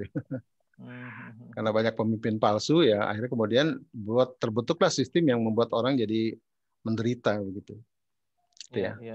Oke. Nah, jadi Baik, Ustaz, ada pertanyaan nih. Oh, ya. Ya, silakan. Maaf Ustaz, jadi agak kepotong ini. Ada pertanyaan begini Ustaz, apa indikatornya kalau sesuatu yang kita anggap sebagai misi hidup ini adalah benar misi hidup yang Allah tugaskan kepada kita, Ustaz? Oke, saya pernah nulis juga panjang tuh ya. Jadi pertama, misi hidup itu nggak kenal pensiun, gitu ya. Jadi kalau saya misalnya hari ini saya mau berjuang untuk anak-anak gitu. Kalau anak-anak udah gede gimana? Ya udah nggak lagi, berarti bukan misi tuh. Itu cuman kewajiban aja sebenarnya kan, kewajiban didik anak gitu ya. Jadi kalau namanya misi itu dan seterusnya gitu ya. Nggak kenal pensiun, nggak kenal waktu. Gitu. Terus yang kedua, coba tanyakan sama diri kita, kalau kita diwafatkan Allah, kemudian hidup lagi, mau melakukan itu lagi nggak? Gitu ya. Kalau enggak berarti bukan misi itu, gitu ya. Yang ketiga, ketika kita melakukan itu berangkat dari jiwa kita ya, untuk kepentingan umat atau kepentingan pribadi. Nah, kalau masih ada kepentingan pribadi berarti bukan misi. Karena misi itu bicara di luar diri kita, sesuatu yang besar di luar diri kita ya, bukan bahkan di luar keluarga kita, sesuatu yang besar di luar sana, gitu ya. Terus ada pertanyaan mungkin, kan kita belum beres nih, kok udah bicara tentang keluar gitu ya. Nah, justru ya dengan kita bicara besar keluar, kita jadi pelan-pelan memperbaiki dari dalam, sepakat nggak? Gitu ya. Ya, misalnya kita punya misi tadi MIMC gitu ya, ingin punya misi ingin membuat sebuah misalnya desa madani gitu ya. Untuk itu kita butuh ini. Akhirnya kita perbaiki dari dalam kan. Perbaiki dulu masing-masing gitu ya. Kemudian nanti mungkin ada kategorisasi, ada apa. Jadi perlahan-lahan kita lengkapi. Tapi kita punya sesuatu intention yang besar yang kita sudah pancang gitu ya. Pada sebuah titik kita harus sampai ke sana dan sekarang kita sedang menuju ke sana gitu ya. Jadi start from the end bahasanya begitu. Jadi kita mulai dari belakang, dari akhir gitu. Walaupun ada juga orang yang kalau belum punya misi ya nggak apa-apa. Berarti kalau nggak punya misi berarti dia top down, bottom up ya. Jadi lakukan aja yang terbaik, perjuangkan apa yang bisa dilakukan. Nanti juga pada sebuah titik ketemu misi juga. Karena memang misi itu sunatullah ya. Pada sebuah titik orang pasti menemukan itu. Asal umurnya cukup ya gitu. Kan ada dua cara ya. Kalau yang top down itu maksudnya pasang misi kemudian bereskan yang di dalam gitu. Ya, bereskan yang terdekat. Atau yang kedua, bereskan yang terdekat nanti sampai kemudian menemukan misi gitu. Jadi dua cara, top down atau bottom up. Gitu. Siap. Kalau belum ketahuan misi hidupnya ya coba perbaiki dulu aja ya. 8 dimensi kita itu ya, hidup seimbang, dengan keluarga oke, dengan pekerjaan oke, dengan sosial oke, itu udah perbaiki. Atau ada yang diperjuangkan, misalnya keadilan, kebenaran, ada value yang diusung gitu ya. Nanti sampai sebuah titik ketemu juga dengan misi hidup. Oh, ternyata saya harus berjuang di sini nih. Gitu. Jadi ada 3 jalur. 3 jalur tadi ya. Baik, Ustaz. Tadi kalau jalur yang pertama mungkin analoginya kayak kita mau ikut lomba, biar clear dulu lomba apa nih ya, lomba tinju apa lomba catur apa lomba dayung, persiapannya kan beda gitu Ustaz ya. Iya, tentukan dulu apa yang mau kita perjuangkan, kita bereskan di dalam gitu ya. Iya. Gitu. Jadi kadang-kadang orang berpikir beresin dulu deh, nanti kalau udah siap dari dalam baru bicara keluar. Kadang-kadang nggak beres-beres juga gitu. Iya. Ya kan? Gitu. Justru memang yang paling bagus sebenarnya top down nih, malah top down yang bagus gitu. Karena kita bicara apa yang besar di luar sana, lalu kita perlahan-lahan membereskan yang di dalam kita. Kalau kita sibuk dengan beresin yang di dalam, itu kadang-kadang nggak kelar-kelar gitu ya. Nah, karena nggak ada sesuatu yang besar kan, nggak ada sesuatu yang besar. Sama kayak orang mau liburan lah, tadi mau pertandingan ya. Kita nanti aja deh tentukan daftarnya nanti. Sekarang persiapan diri dulu deh. Nanti kalau udah siap baru daftar. Itu kadang-kadang nggak siap-siap gitu, iya kan? Iya. Kayak orang mau nikah deh gitu ya. Siapin dulu deh. Nanti kalau udah siap baru nikah. Itu nggak siap-siap tuh. Tapi kalau kita pilih dulu deh ceweknya, kita lamar gitu ya, misalnya. Kita hitbah dulu deh. Nah itu baru sakit kepala, pusing deh ya buat nyiapin semuanya gitu kan. Gitu kan. Jadi siap karena jadi juga Ustaz ya. Kenapa? Iya kan? Atau jadi juga akhirnya alhamdulillah. Juga akhirnya kan. Ya mau nggak mau siap juga pada akhirnya kan gitu ya. Jadi lebih baik memilih dulu baru mempersiapkan, dari persiapan baru memilih gitu kalau bicara misi ya. Oke, siap. Tapi memang ya perlu perbaikan tadi ya. Ya perlu perenungan lah ya, karena misi ini kan bukan misi-misian, berangkat dari dalam jiwa gitu ya. Apa yang mau kita perjuangkan dengan sungguh-sungguh gitu ya. Nah sebenarnya yang ketiga itu karena terpuruk biasanya. Jadi yang pertama itu bottom up ya, siapkan yang terbaik, baru kita menemukan misi. Kedua value ya. Jadi ada perjuangan yang mau kita perjuangkan, nilai-nilai. Yang ketiga terpuruk nih. Nah, kebanyakan orang menemukan misi karena terpuruk, gitu, bisa juga.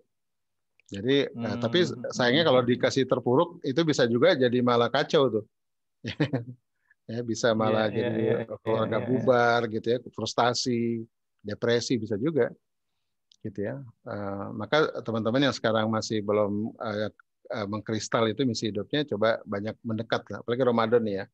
Ramadan ini saat yang paling pas sebenarnya untuk mengkristalkan misi gitu ya. Kalau bisa itikaf nih sebenarnya. Gitu ya. Kalau bisa ke umroh kalau bisa ya. Jadi cuti lah 10 hari. Coba merenung gitu. Minta sama kan tadi ya, farobukum alamu biman wahda sabila. Rabbulah yang paling tahu siapa yang paling benar jalannya gitu kan. Jadi meminta memang, gitu, meminta jalan itu. Gitu. Siap. Baik Ustaz, ada pertanyaan lagi. Kalau ini nyambung fitrah perkembangan untuk anak ya Ustaz ya. Terkait ada anak mau masuk SD Ustaz. Nah, mana yang didahulukan? Belajar menulis Latin atau belajar mengaji dulu? Kira-kira konteksnya fitrah perkembangan itu gimana Ustaz? Kalau masuk SD usia berapa? 7 ya? Kalau di mungkin 6-7 gitu ya 6-7 lah ya kalau masuk SD itu. Kalau di konsep fitrah itu anak-anak tidak diajarkan simbol sampai umur 7. Jadi simbol itu di atas 7 gitu ya kalau di konsep fitrah ya. Karena di bawah 7 itu kan anak-anak sedang puncaknya imajinasi dan abstraksi kan. Gitu ya. Nah, jadi saran saya carilah sekolah yang tidak mensyaratkan bisa membaca. Gitu. Karena buat apa juga anak-anak umur 6 tahun bisa baca belum bisa ngikat makna kok dia. Sepakat nggak? Gitu ya. Kalau mau ngafal Quran nggak harus dengan teks kan, maka ngafal Quran pun harus dengan talaki kan. Yang paling bagus itu talaki sebenarnya. Jadi mendengarkan. Jadi orang kadang-kadang berpikir kalau ngafal Quran harus bisa ikro, nggak juga gitu ya. Gitu ya. Malah yang bagus itu talaki kan. Ya, diperdengarkan aja. Jadi khawatirnya kalau anak-anak dipaksa mengenal simbol di bawah 7 tahun, nanti abstraksinya jadi hilang. Imajinasi jadi hilang karena lebih dibutuhkan nanti imajinasi kan. Gitu ya. Kemampuan mentafsirkan Quran itu kemampuan imajinasi loh, kemampuan abstraksi, bukan kemampuan kognisi gitu ya. Nah, jadi jangan sampai nanti lahirlah para penghafal Quran tapi nggak mampu mentafsirkan Quran, sayang kan gitu. Nah, Indonesia ini katanya punya 600 doktor tafsir. Ya, tapi tidak satupun berniat bikin tafsir katanya. Karena jangan-jangan waktu kecilnya kecepatan calistung tuh, jangan-jangan. Jadi dia dokter tafsir tapi nggak punya keyakinan untuk bikin tafsir kan. Indonesia merdeka ini baru punya 2 tafsir kan, Quraish Shihab sama Hamka kan. Gitu. Kalau sebelum kemerdekaan malah lebih banyak tuh, sebelum kemerdekaan ya. Para ulama bikin tafsir ya, Imam Nawawi gitu ya, terus kemudian Kiai Soleh Darat. Ya setelah merdeka nih malah bantet gitu kan. Mungkin karena lebih banyak kognitif ya, lebih banyak kepada ilmu-ilmu formal gitu ya, sehingga imajinasi dan abstraksinya jadi nggak berkembang. Gitu. Jadi jangan abaikan ya kemampuan imajinasi abstraksi itu di masa dini ya, gitu. Karena bisa jadi itu adalah bekal dia untuk jadi ulama ya, jadi ahli tafsir, ya kan gitu ya. Karena kemampuan ulama itu yang paling penting adalah mentafsirkan kan, dan itu adanya di wilayah abstraksi dan imajinasi, bukan di wilayah kognisi. Gitu ya. Jadi bagi saya sih relaks aja kok, anak sampai umur 8 tahun nggak bisa baca tulis itu oke kok. Gitu ya. Kalau dia umur 9 itu mungkin perlu dicek ya, ada kemungkinan dia disleksia atau apa gitu. Gitu ya. Saya tuh 5 orang nggak ada yang belajar baca bisa baca sendiri gitu. Karena tiap hari dibacakan aja buku, tiap hari dibacakan buku ya dengan seru. Nanti kan nanya-nanya tuh, ini apa sih gitu ya. Akhirnya bisa baca sendiri. 5 orang tuh, pengalaman saya nggak ada satupun yang sengaja kursus baca gitu ya, AIUEO itu nggak ada tuh, bisa sendiri semuanya gitu. Yang penting cinta buku. Nah, kalau cinta buku udah pasti bisa baca. Tapi kalau bisa baca dengan usia dini belum tentu cinta buku, sepakat nggak? Nah, pilih mana tuh? Betul. Bisa baca tapi nggak suka baca buku, atau cinta buku nanti baru bisa baca. Bacanya tapi agak belakangan sepanjang hidupnya gitu kan. Nah, kita suka kewalak-walik nih gitu. Karena kita kita beriman pada yang goib gitu kan. Ngaku beriman pada yang gaib, tapi dalam didik anak kita beriman pada yang nampak. Gitu. Cinta buku kan nggak nampak ya, itu kan nggak terlihat ya, tapi bisa calistung kan terlihat. Nah kita kadang-kadang beriman pada yang terlihat, padahal itu memberikan dampak, sepakat nggak? Tapi apa yang nggak terlihat itu bisa membuat dampak sepanjang hidupnya gitu. Sifatnya nanam pohon ya, nanam pohon kan akar nggak kelihatan ya. Ya, tapi makin dalam akarnya tenang saja nanti buahnya akan hebat. Nah, kalau kita pengen buru berbuah kan, Baru pohon masih disiram banyak-banyak supaya cepat berbuah, akhirnya membusuk akarnya. Lahirlah generasi yang malas baca gitu ya. Generasi yang nggak punya imajinasi yang bagus, gitu kan? Terus si pintar tapi nggak punya imajinasi. Matematika itu kan bicara imajinasi kan, bukan bicara kognisi, bicara pola gitu ya. Menangkap pola itu kan imajinasi. Gitu. Oke. Baik, jadi ya memang kita di dalam kondisi ya itu Ustaz ya, apa maksudnya mayoritas itu sepertinya kita tuh kayak sekolahan juga kadang-kadang ada sekolah SD aja udah ada SD favorit gitu dan dia mensyaratkan jadinya pembedanya gitu Ustaz. Iya, karena sebenarnya ada edaran dulu ya, edaran dari Kementerian Pendidikan dilarang mensyaratkan bisa baca tulis bagi anak masuk SD. Itu ada edarannya tuh, dulu dilarang. Tapi kemudian kenapa jadi semacam tren ya, kalau masuk SD itu harus bisa baca tulis. Dan sebuah sekolah dikatakan berkualitas kalau syaratnya itu bisa baca tulis gitu. Padahal anak-anak, pokoknya nggak, anak umur 7 tahun bisa membaca, itu gunanya apa kan? Kan dia belum bisa ngikat makna kan? Gitu. Saya nyanyi lagu Pancasila aja dulu masih nggak tahu maknanya. Pribangsaku gitu kan. Harusnya kan pribadi bangsaku. Kalau saya kuping aja pribangsaku gitu. Jadi syair lagu aja kadang-kadang dia nggak paham maknanya gitu kan. Cuma sekedar nyanyi aja. Ya, jadi nanti aja gitu, nggak usah buru-buru juga gitu kan. Kalau mau ngafal Quran ya talaki lebih bagus gitu kan, bukan teks. Gitu sih. Ya tinggal kitanya nih, kita istiqomah apa enggak gitu ya. Kadang-kadang yang bikin nggak istiqomah itu kan splatteran ya. Ya, jangan aku udah bisa baca belum kita kecil hati gitu ya, terus anak kita marah-marahin gitu. Kita lebay namanya itu, lebay ya, karena nggak paham tahapan. Iya. Jadi kalau secara tahapan perkembangan fitrah ya, itu mata gitu baru tumbuh sempurna tuh nyikat makna di atas 7. Kalau di bawah 7 anak-anak belum, bahkan mata itu belum sempurna juga. Ingat nggak kita di bawah 7 tahun kan kita nggak banyak nyikat makna kan? Nggak banyak memori kan, karena memang belum sempurna mata. Itu kuping udah sempurna sejak lahir udah sempurna kalau kuping, maka anak-anak lebih banyak mendengar ya. Gitu. Tapi kalau mata belum sempurna, kita kan nggak banyak memori ya di bawah 7 tahun ya, dikit-dikit ingatnya gitu kan, karena belum capture foto gitu. Gitu. Nah, maka jangan sampai disia-siakan tuh imajinasi dan abstraksi di bawah 7. Justru di bawah 7 tahun yang mesti kita utamakan adalah keimanan kan, cinta Allah, cinta Rasul, cinta Islam itu dulu. Dengan kisah-kisah itu dulu ya, itu lebih utama daripada bisa baca tulis gitu. Ya kan? Cinta buku. Nah, misalnya ini Ustadz, kita nih kan mungkin banyak korbannya kayak begitu Ustadz. Maksud kita sekarang nih, bapak-bapak ibunya dulu begitu Ustadz. Nah, kita gimana Ustadz? Jadi imajinasinya udah hilang semua atau kira-kira ada tahapan apa yang bisa dilakukan gitu Ustadz? Oke, bagi yang udah kelewat. Iya. Ya, kalau yang udah kelewat ya harus diulang lagi prosesnya kan, gitu ya. Artinya dia harus banyak melatih imajinasi gitu ya. Itu ada teknik-teknik untuk melatih imajinasi. Misalnya dengan ya bermain catur misalnya ya, itu kan imajinasi kan. Kemudian melukis gitu ya. Itu melatih imajinasi. Termasuk syair-syair ya, begitu. Gitu ya, itu penting ya. Itu jangan diremehkan tuh imajinasi dan abstraksi itu, gitu ya. Dulu saya juga nilai matematika saya tinggi begitu saya nggak tahu mana yang duluan ya. Begitu saya kursus musik gitu ya, saya kan ikut kursus musik dulu. Tiba-tiba nilai matematika saya tinggi gitu. Itu apa karena kursus jadi tinggi? Apa karena memang saya waktu itu gemar matematika gitu ya. Jadi sehingga musik saya jago gitu. Nggak tahu mana yang duluan. Nyata memang musik itu dengan matematika dia paralel ya. Kalau secara orang cerdas musik, berarti cerdas dalam matematika gitu. Karena itu bicara pola kan. Kalau Sujiwo Tejo bilangnya di TED itu lagunya seperti lagu gitu kan. Itu sebenarnya cuma satu nada kan tetetet kan.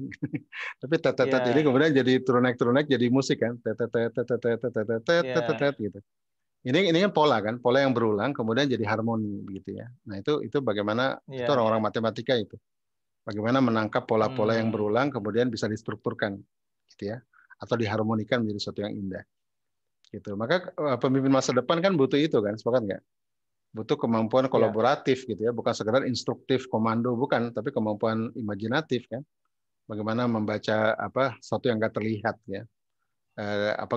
Gejolak dari anak buahnya, dari jamaahnya itu apa yang nggak terlihat gitu ya. Jadi bukan sekedar bicara perintah komando, tapi juga bicara bagaimana empati ya, bagaimana bisa berimajinasi ke depan gitu ya. Begitu. Ini akan terjadi apa nih? Nabi-nabi kan orang yang imajinatif ya. Gitu. Kayak Nabi Nuh alaihissalam itu kan kemampuan visioner itu kan berangkat dari kemampuan itu kan, sehingga jadi sensitif sama masa depan kan ya, sehingga dia bisa melihat adanya bencana segala macam. Ya, para nabi kan futuristik semua kan, gitu. Ya walaupun itu salah satu karunia Allah ya, karena dia bisa melihat masa depan. Nah, artinya kalau secara manusiawi kan dia punya sifat sensitif ya, sensitif sama sesuatu yang nggak terlihat gitu, ya kan? Itu kan imajinasi ya. Gitu. Oke. Siap. Dan mungkin tadi terkait juga tadi Ustadz bilang kan ciri-ciri iman kepada yang goib ya Ustadz. Jadi goib itu ya tadi yang bisa pendekatannya otak imajinasi gitu. Ya. Kita dilatih untuk yang goib kan sebenarnya kan. Iya. Masuk kalau Ki Hajar bilang ada pengajaran, ada pendidikan. Kalau pengajaran itu yang nampak, ya kan? Kalau pendidikan itu yang batin. Itu baca dari definisi Ki Hajar. Sebenarnya lumayan dalam ya pembahasannya ya gitu. Cuman dia berhenti sampai situ gitu karena konsep jiwa itu kan yang tahu Islam gitu. Hajar tidak menggali lagi apa sih konsep jiwa menurut Islam gitu ya. Dia berhenti pada kodrat. Ya, dan kodrat itu menyempit jadi cuma bakat gitu ya sama keunikan anak gitu. Karena kodrat itu kan luas juga. Iya. Ya kan termasuk bertuhan itu kan kodrat ya. Kodrat manusia untuk bertuhan. Sila pertama itu kan kodrat manusia. Kemudian dari kodrat-kodrat ini dikumpulkan jadi value kan. Orang nyebutnya Pancasila. Pancasila itu sebenarnya kan cuma 2 sila pertama yang merupakan fitrah kan. Fitrah ketuhanan sama fitrah adil dan beradab itu kan fitrah. Selebihnya itu kan sebenarnya lebih pengembangan aja kan. Persatuan itu kan efek dari 2 pertama itu. Keadilan sosial, permusyawaratan itu kan dia strategi ya. Artinya pengembangan dari 2 sila pertama itu. Ya, ketuhanan Maha Esa sama manusia yang adil dan beradab gitu. Maka muncullah persatuan. Maka muncullah musyawarah. Maka muncullah keadilan sosial gitu kan. Keadilan sosial. Nah, dari 2 pertama itu intinya. Nah, 2 pertama itu value yang berangkat dari fitrah kan, bahwa manusia itu bertuhan. Yang kedua bahwa manusia itu beradab gitu ya. Adab itu sudah diinstal di alam roh gitu ya. Ya potensinya gitu. Akhlak itu kan sudah diinstal di alam roh. Kemampuan orang untuk beradab ya. Gitu, atau nyebutnya virtu ethics ya, atau budi pekerti itu sudah kayak adil, berani, ifah itu kan sudah diinstal di alam roh. Ya, gitu. Tinggal nanti begitu lahir kan dimunculkan lagi gitu kan, dikuatkan lagi. Jadi setiap anak lahir itu sudah tahu apa itu adil gitu ya. Apa itu betul Ustaz. Kan? Apa itu kebaikan, dia sudah paham moralitas gitu, sudah paham. Oke. Siap. Baik, ada yang mau bertanya lagi? Yuk. Mungkin Ane mau memanfaatkan kesempatan ini sembari nunggu yang bertanya, Ustadz, sedikit sharing tentang MOMC berarti, Ustadz. Silakan. Maaf, sebentar. Ya. Oke. Belum muncul di sini, ya. Ya, baik. Sembari nunggu pertanyaan dari teman-teman semua, nanti bisa langsung di chat atau raise hand atau mungkin nanti tinggal izin aja untuk bicara ya. Jadi ini aja nih mengisi sembari menunggu teman-teman. Jadi perkenalkan acara ini alhamdulillah hasil kolaborasi. Nah, hasil kolaborasi dari Madani Youth Movement Center dengan juga Fitra World Movement. Nah, nanti kita akan gali lebih dalam lagi. Jadi salam kenal buat teman-teman semuanya mungkin yang belum tahu tentang MOMC. Jadi kurang lebih ada satu latar belakang ya, dalam satu latar belakang, alhamdulillah kayak tadi kan misalkan contoh ada konsep-konsep yang baru kita diketemukan kembali lah sebenarnya. Salah satunya konsep fitrah dan ternyata konsekuensinya luar biasa banyak ya, dan juga banyak pemahaman kita ternyata selama ini yang miss gitu. Kalau contohnya tadi yang Ustadz sedikit ceritakan kan mengenai fitrah perkembangan. Terus juga nanti ada fitrah pembagian peran laki-laki dan perempuan dan seterusnya gitu, fitrah seksualitas dan lain-lain ya. Nah, jadi dari konsep yang paling basic sendiri tadi juga Ustadz sudah membagi fitrah movement itu. Jadi sebenarnya banyak sekali sekarang alhamdulillah ulama-ulama atau konteksnya ilmuwan-ilmuwan Islam, ya, bahasa lainnya, yang sudah menggali dalam gitu. Terutama misalnya contoh yang paling dekat nih, kalau yang sudah ramai kan konsep halal itu kan mulai digalakkan kembali. Dan sebenarnya ada lagi ya, selain konsep halal itu ternyata ada pasangannya halal dan toyib. Nah itu nanti bisa digali lebih banyak dari fitrah movement. Apa itu maksudnya toyib? Jadi ternyata kenapa selalu dipasangkan? Nah itu sudah ada. Nah, halal dan toyib, terus juga konsep pendidikan. Tadi yang sudah Ustadz bawa juga dengan fitrah based education dan seterusnya. Jadi sekarang latar belakang ini adalah konsep fitrah. Terus juga konsep bahagia. Ternyata kita perlu juga ya mendefinisikan dulu gitu. Bahagia itu seperti apa sih? Manusia itu kalau mau bahagia apa yang dibutuhkan? Kadang-kadang kita kalau konsep bahagianya salah, padahal setiap orang pengen mengejar bahagia, akhirnya jadi berantakan gitu, nggak sesuai dengan kitabullah, nggak sesuai dengan fitrah, akhirnya jadi jadi bahagia si A adalah deritanya si B misalnya gitu. Dan yang paling masalah lagi adalah konsep hidup. Jangan kita belum paham gitu kan konsep hidupnya seperti apa. Konteksnya tadi salah satunya kita coba menggali di sini dengan mengetahui misi hidup dan lain-lain. Dan juga apa sih tugas kita di muka bumi ini, tugas kita sebagai manusia dan tugas kita sebagai individu. Nah ini alhamdulillah tapi saat ini semua ini sudah ada gitu. Dan ini salah satu yang jadi concern utama MIMC untuk fase-fase awal ini kita ingin mensosialisasikan ini semua biar lebih banyak lagi yang tahu. Intinya mencari teman sebenarnya yang tadi kayak Ustadz bilang, setelah kita pahami ini loh yang benarnya ini, terus kita cari teman-teman yang memang punya kesepahaman yang sama, punya kesadaran yang sama, dan juga tadi kalau bahasa Ustadz disatukan oleh derita yang sama gitu. Yang dulu mengalami pendidikan yang sangat mendewakan eksak misalnya tadi, ternyata nggak ini ya nggak cukup dunia ini kalau dijalankan cuma dari kotak yang konkret gitu, kotak eksak. Nah, terus pertanyaan berikutnya adalah tadi sudah banyak ya, alhamdulillah saat ini konsep parenting Islami, konsep pendidikan Islam itu sudah mulai. Salah satunya misalnya dengan Ustadz Hari. Nah, setelah itu apalagi nih, siapa yang akan menerima estafet berikutnya? Konteksnya apa? Ini kan konsep ini harusnya kita implementasikan dan kita masifkan. Gitu. Berkaca sama kalau dulu ada gerakan misalnya hijab gitu. Dulu itu kan memang awal-awal mungkin ibu kita yang ngerasain ya, atau sepupu kita yang senior lah gitu. Betapa susahnya untuk memakai hijab dulu gitu. Nah, alhamdulillah sudah berhasil. Gerakannya jadi masif, terus juga tentang Islamic finance, walaupun belum Islamic ekonomi Islam ya Ustaz ya, baru Islamic finance salah satu bagian dari ekonomi Islam gitu. Kalau untuk produksi dan konsumsinya belum nih kita, tapi untuk finance alhamdulillah sudah. Nah, siapa yang akan menerima estafet selanjutnya?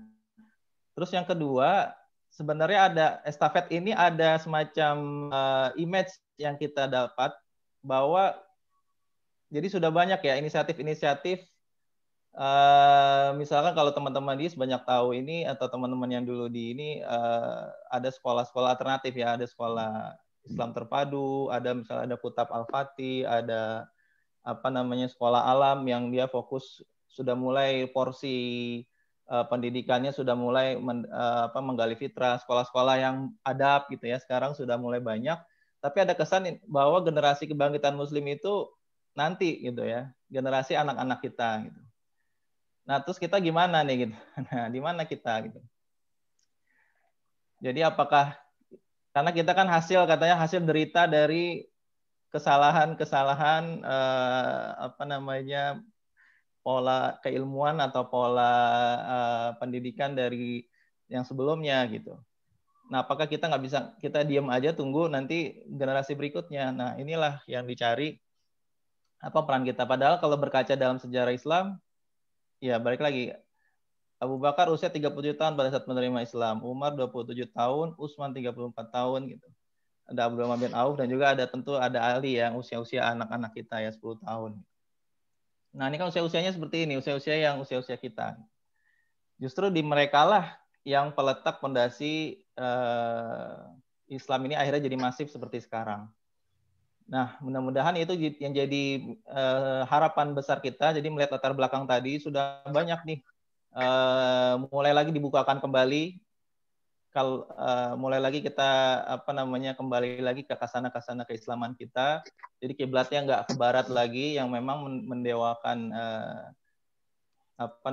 hanya bisa dilihat saja ya tadi otak eksak sebenarnya. Misinya dari MIMC adalah mengantarkan generasi peradaban dari fitrahnya dengan dipandu kitabullah menuju peran peradaban terbaik dengan semulianya adab. Kalau yang bentuk terlihatnya, harapannya kita akan menjadi atau mendorong munculnya pusat-pusat keunggulan umat Islam. Dalam peran-perannya, peran kolaborasi, edukasi, dan aksi, sedangkan bidangnya ada bidang pendidikan, sosial budaya, ekonomi, dan ekologi di seluruh Indonesia. Nah, ini nyambung juga. Jadi kalau Fitra World Movement tadi, mungkin itu sebenarnya salah satu bentuk programnya adalah acara ya, kurang lebih 1 bulan penuh. Itu kita benar-benar kayak di drill banget, ketemu expert-expertnya di macam-macam ya. Ada yang di pendidikan, ada yang di ekonomi, ada ekologi, ada juga kesehatan, kayak Dr. Meiti ya, yang gurunya dari Ustadz Zaidul. Kalau nggak salah Ustadz ya? Ya, betul. Gurunya Ustadz Zaidul.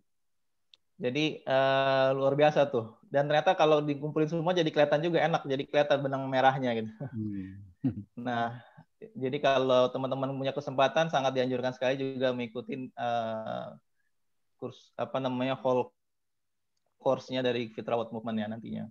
Nah, kita ini perannya apa nih? Perannya tadi mudah-mudahan mungkin ya tadi ya. Jadi saat ini fasenya adalah propagasi ide atau kita sosialisasi ide ini. Dan berkaca juga dengan mungkin kita-kita yang pernah aktif dalam sebuah organisasi kepemudaan, mudah-mudahan ini menjadi bekal kita. Jadi, sebelum kita membangun eksekusi tadi, kita bangun sekali adalah kolaborasi dan persaudaraan. Dan itu modalnya mungkin Anda sebut aja salah satu komunitas kemarin misalnya kita aktif di Al-Azhar. Dan ini menjadi yang kita rasakan adalah munculnya organic leader gitu. Maksudnya leader yang memang benar-benar muncul dengan bukan dia ditunjuk, bukan dia bukan dia kayak bos ya. Jadi beda ya bos sama leader gitu. Bukan pemimpin-pemimpin seperti perusahaan gitu, tapi pemimpin-pemimpin yang muncul dari kita sendiri. Kita milih sendiri gitu ya. Kita mau dipimpin sama si A, kita mau dipimpin sama si B dan seterusnya. Nah, itu yang mahal ya. Mendevelop, membangun lingkungan yang mendorong kita mau dipimpin oleh orang, mau juga nanti memimpin. Kadang-kadang kan case di antara dua itu. Segan memimpin, nggak mau juga dipimpin. Nah, mudah-mudahan kita belajar di sana. Nanti after itu mudah-mudahan tadi bahasanya Muslim Incorporated gitu kan. Kita benar-benar sudah mulai tadi kalau bahasa Ustadz sudah clear kompetensinya dan juga udah duduk bareng nih si yang jago trompet ngumpul di sini, yang jago bass di sini, yang piano di sini, yang flute di sini, dan mudah-mudahan nantinya muncul Center of Excellence tadi. Dan ini mudah-mudahan jadi inspirasi. Jadi ini bukan untuk kita sendiri, tapi ini jadi siapa aja yang mau copy paste apa saja yang sudah dikerjakan itu sangat sangat dibuka sekali pintu tersebut. Nah, ini yang sebagai perkenalan ke teman-teman semua. Mudah-mudahan ini sebagai momen silaturahmi yang mudah-mudahan tidak yang terakhir. Tunggu saja kita bersilaturahmi lagi setelah ini. Dan Ani masih buka lagi ya. Kalau ada yang mau ditanyain lagi, kalau nggak ada kita akan closing. Mungkin ada lagi mau ditanyakan? Untuk info lebih lanjut nanti bisa kontak di @madani.youth ya. Bisa kontak langsung di IG. Atau nanti kalau yang terima undangan ini via email bisa langsung kontak aja via emailnya atau mungkin dengan teman-teman yang sudah ngajak tadi ya. Oh, ada satu pertanyaan ya, sorry. Baik Ustadz, ini pertanyaan terakhir Ustadz sebelum kita tutup.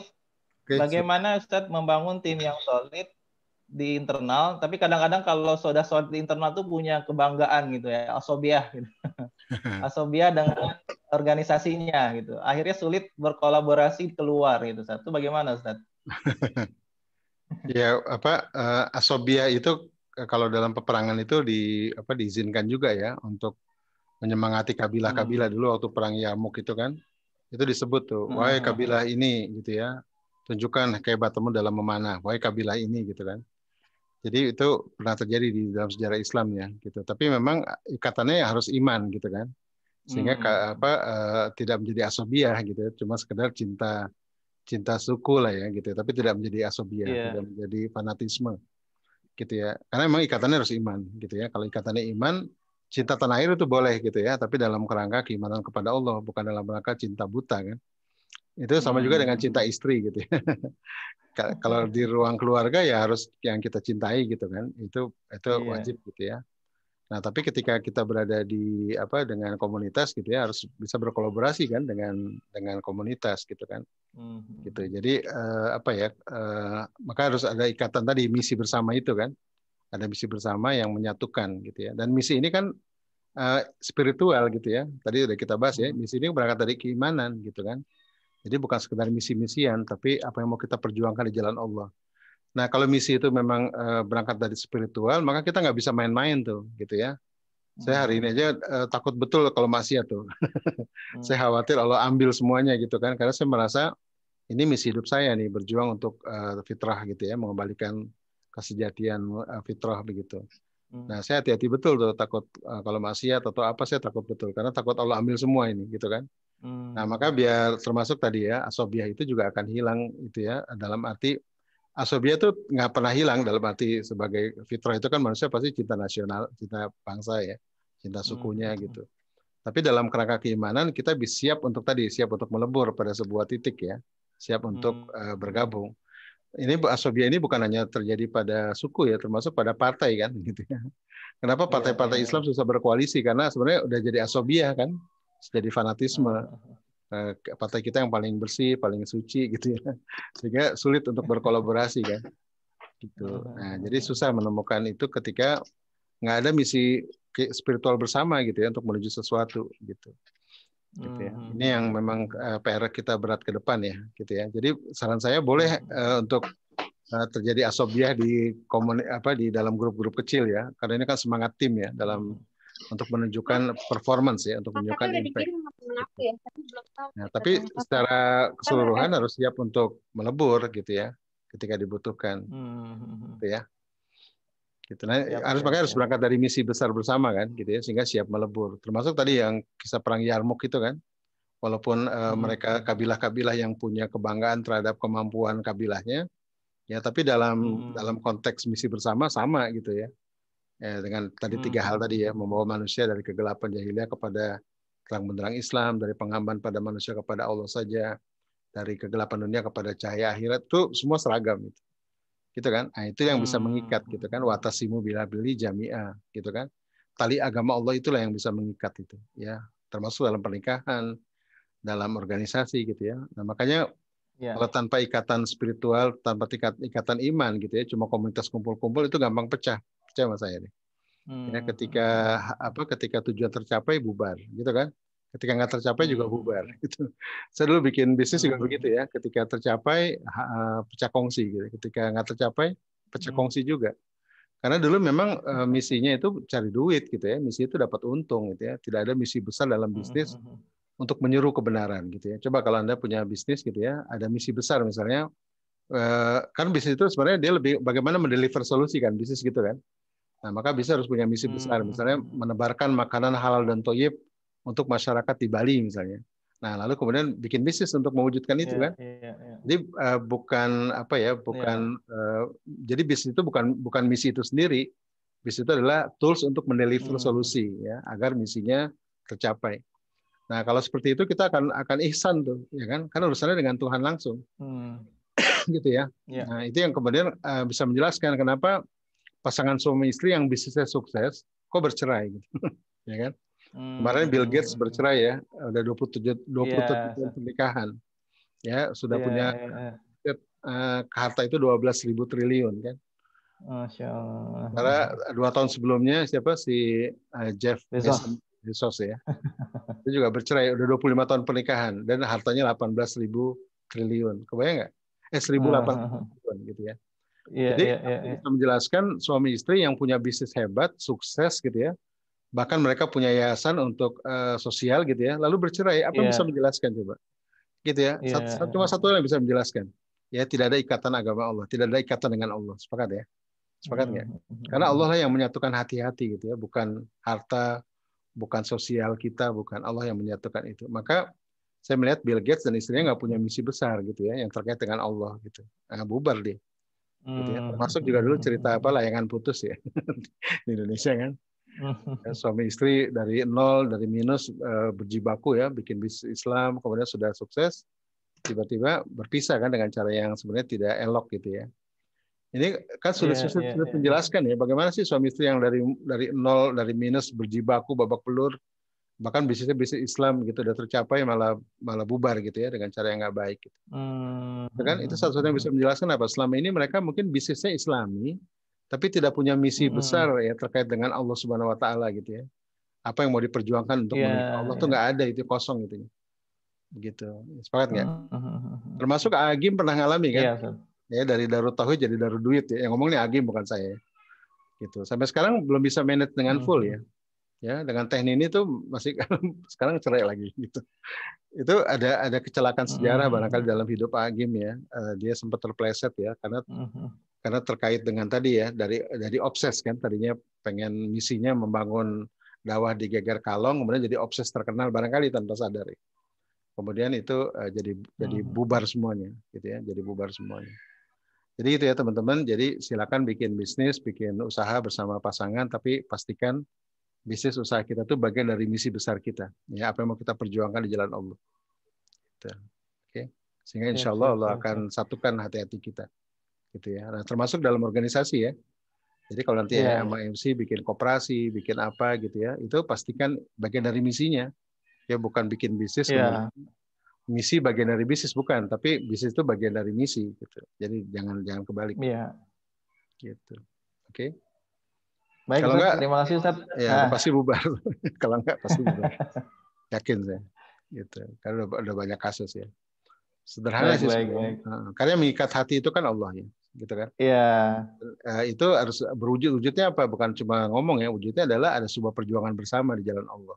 Nah, itu disebut dengan Allah yang mengikat hati itu. Karena ada perjuangan bersama di jalan Allah yang jadi bridge-nya, jadi bridging.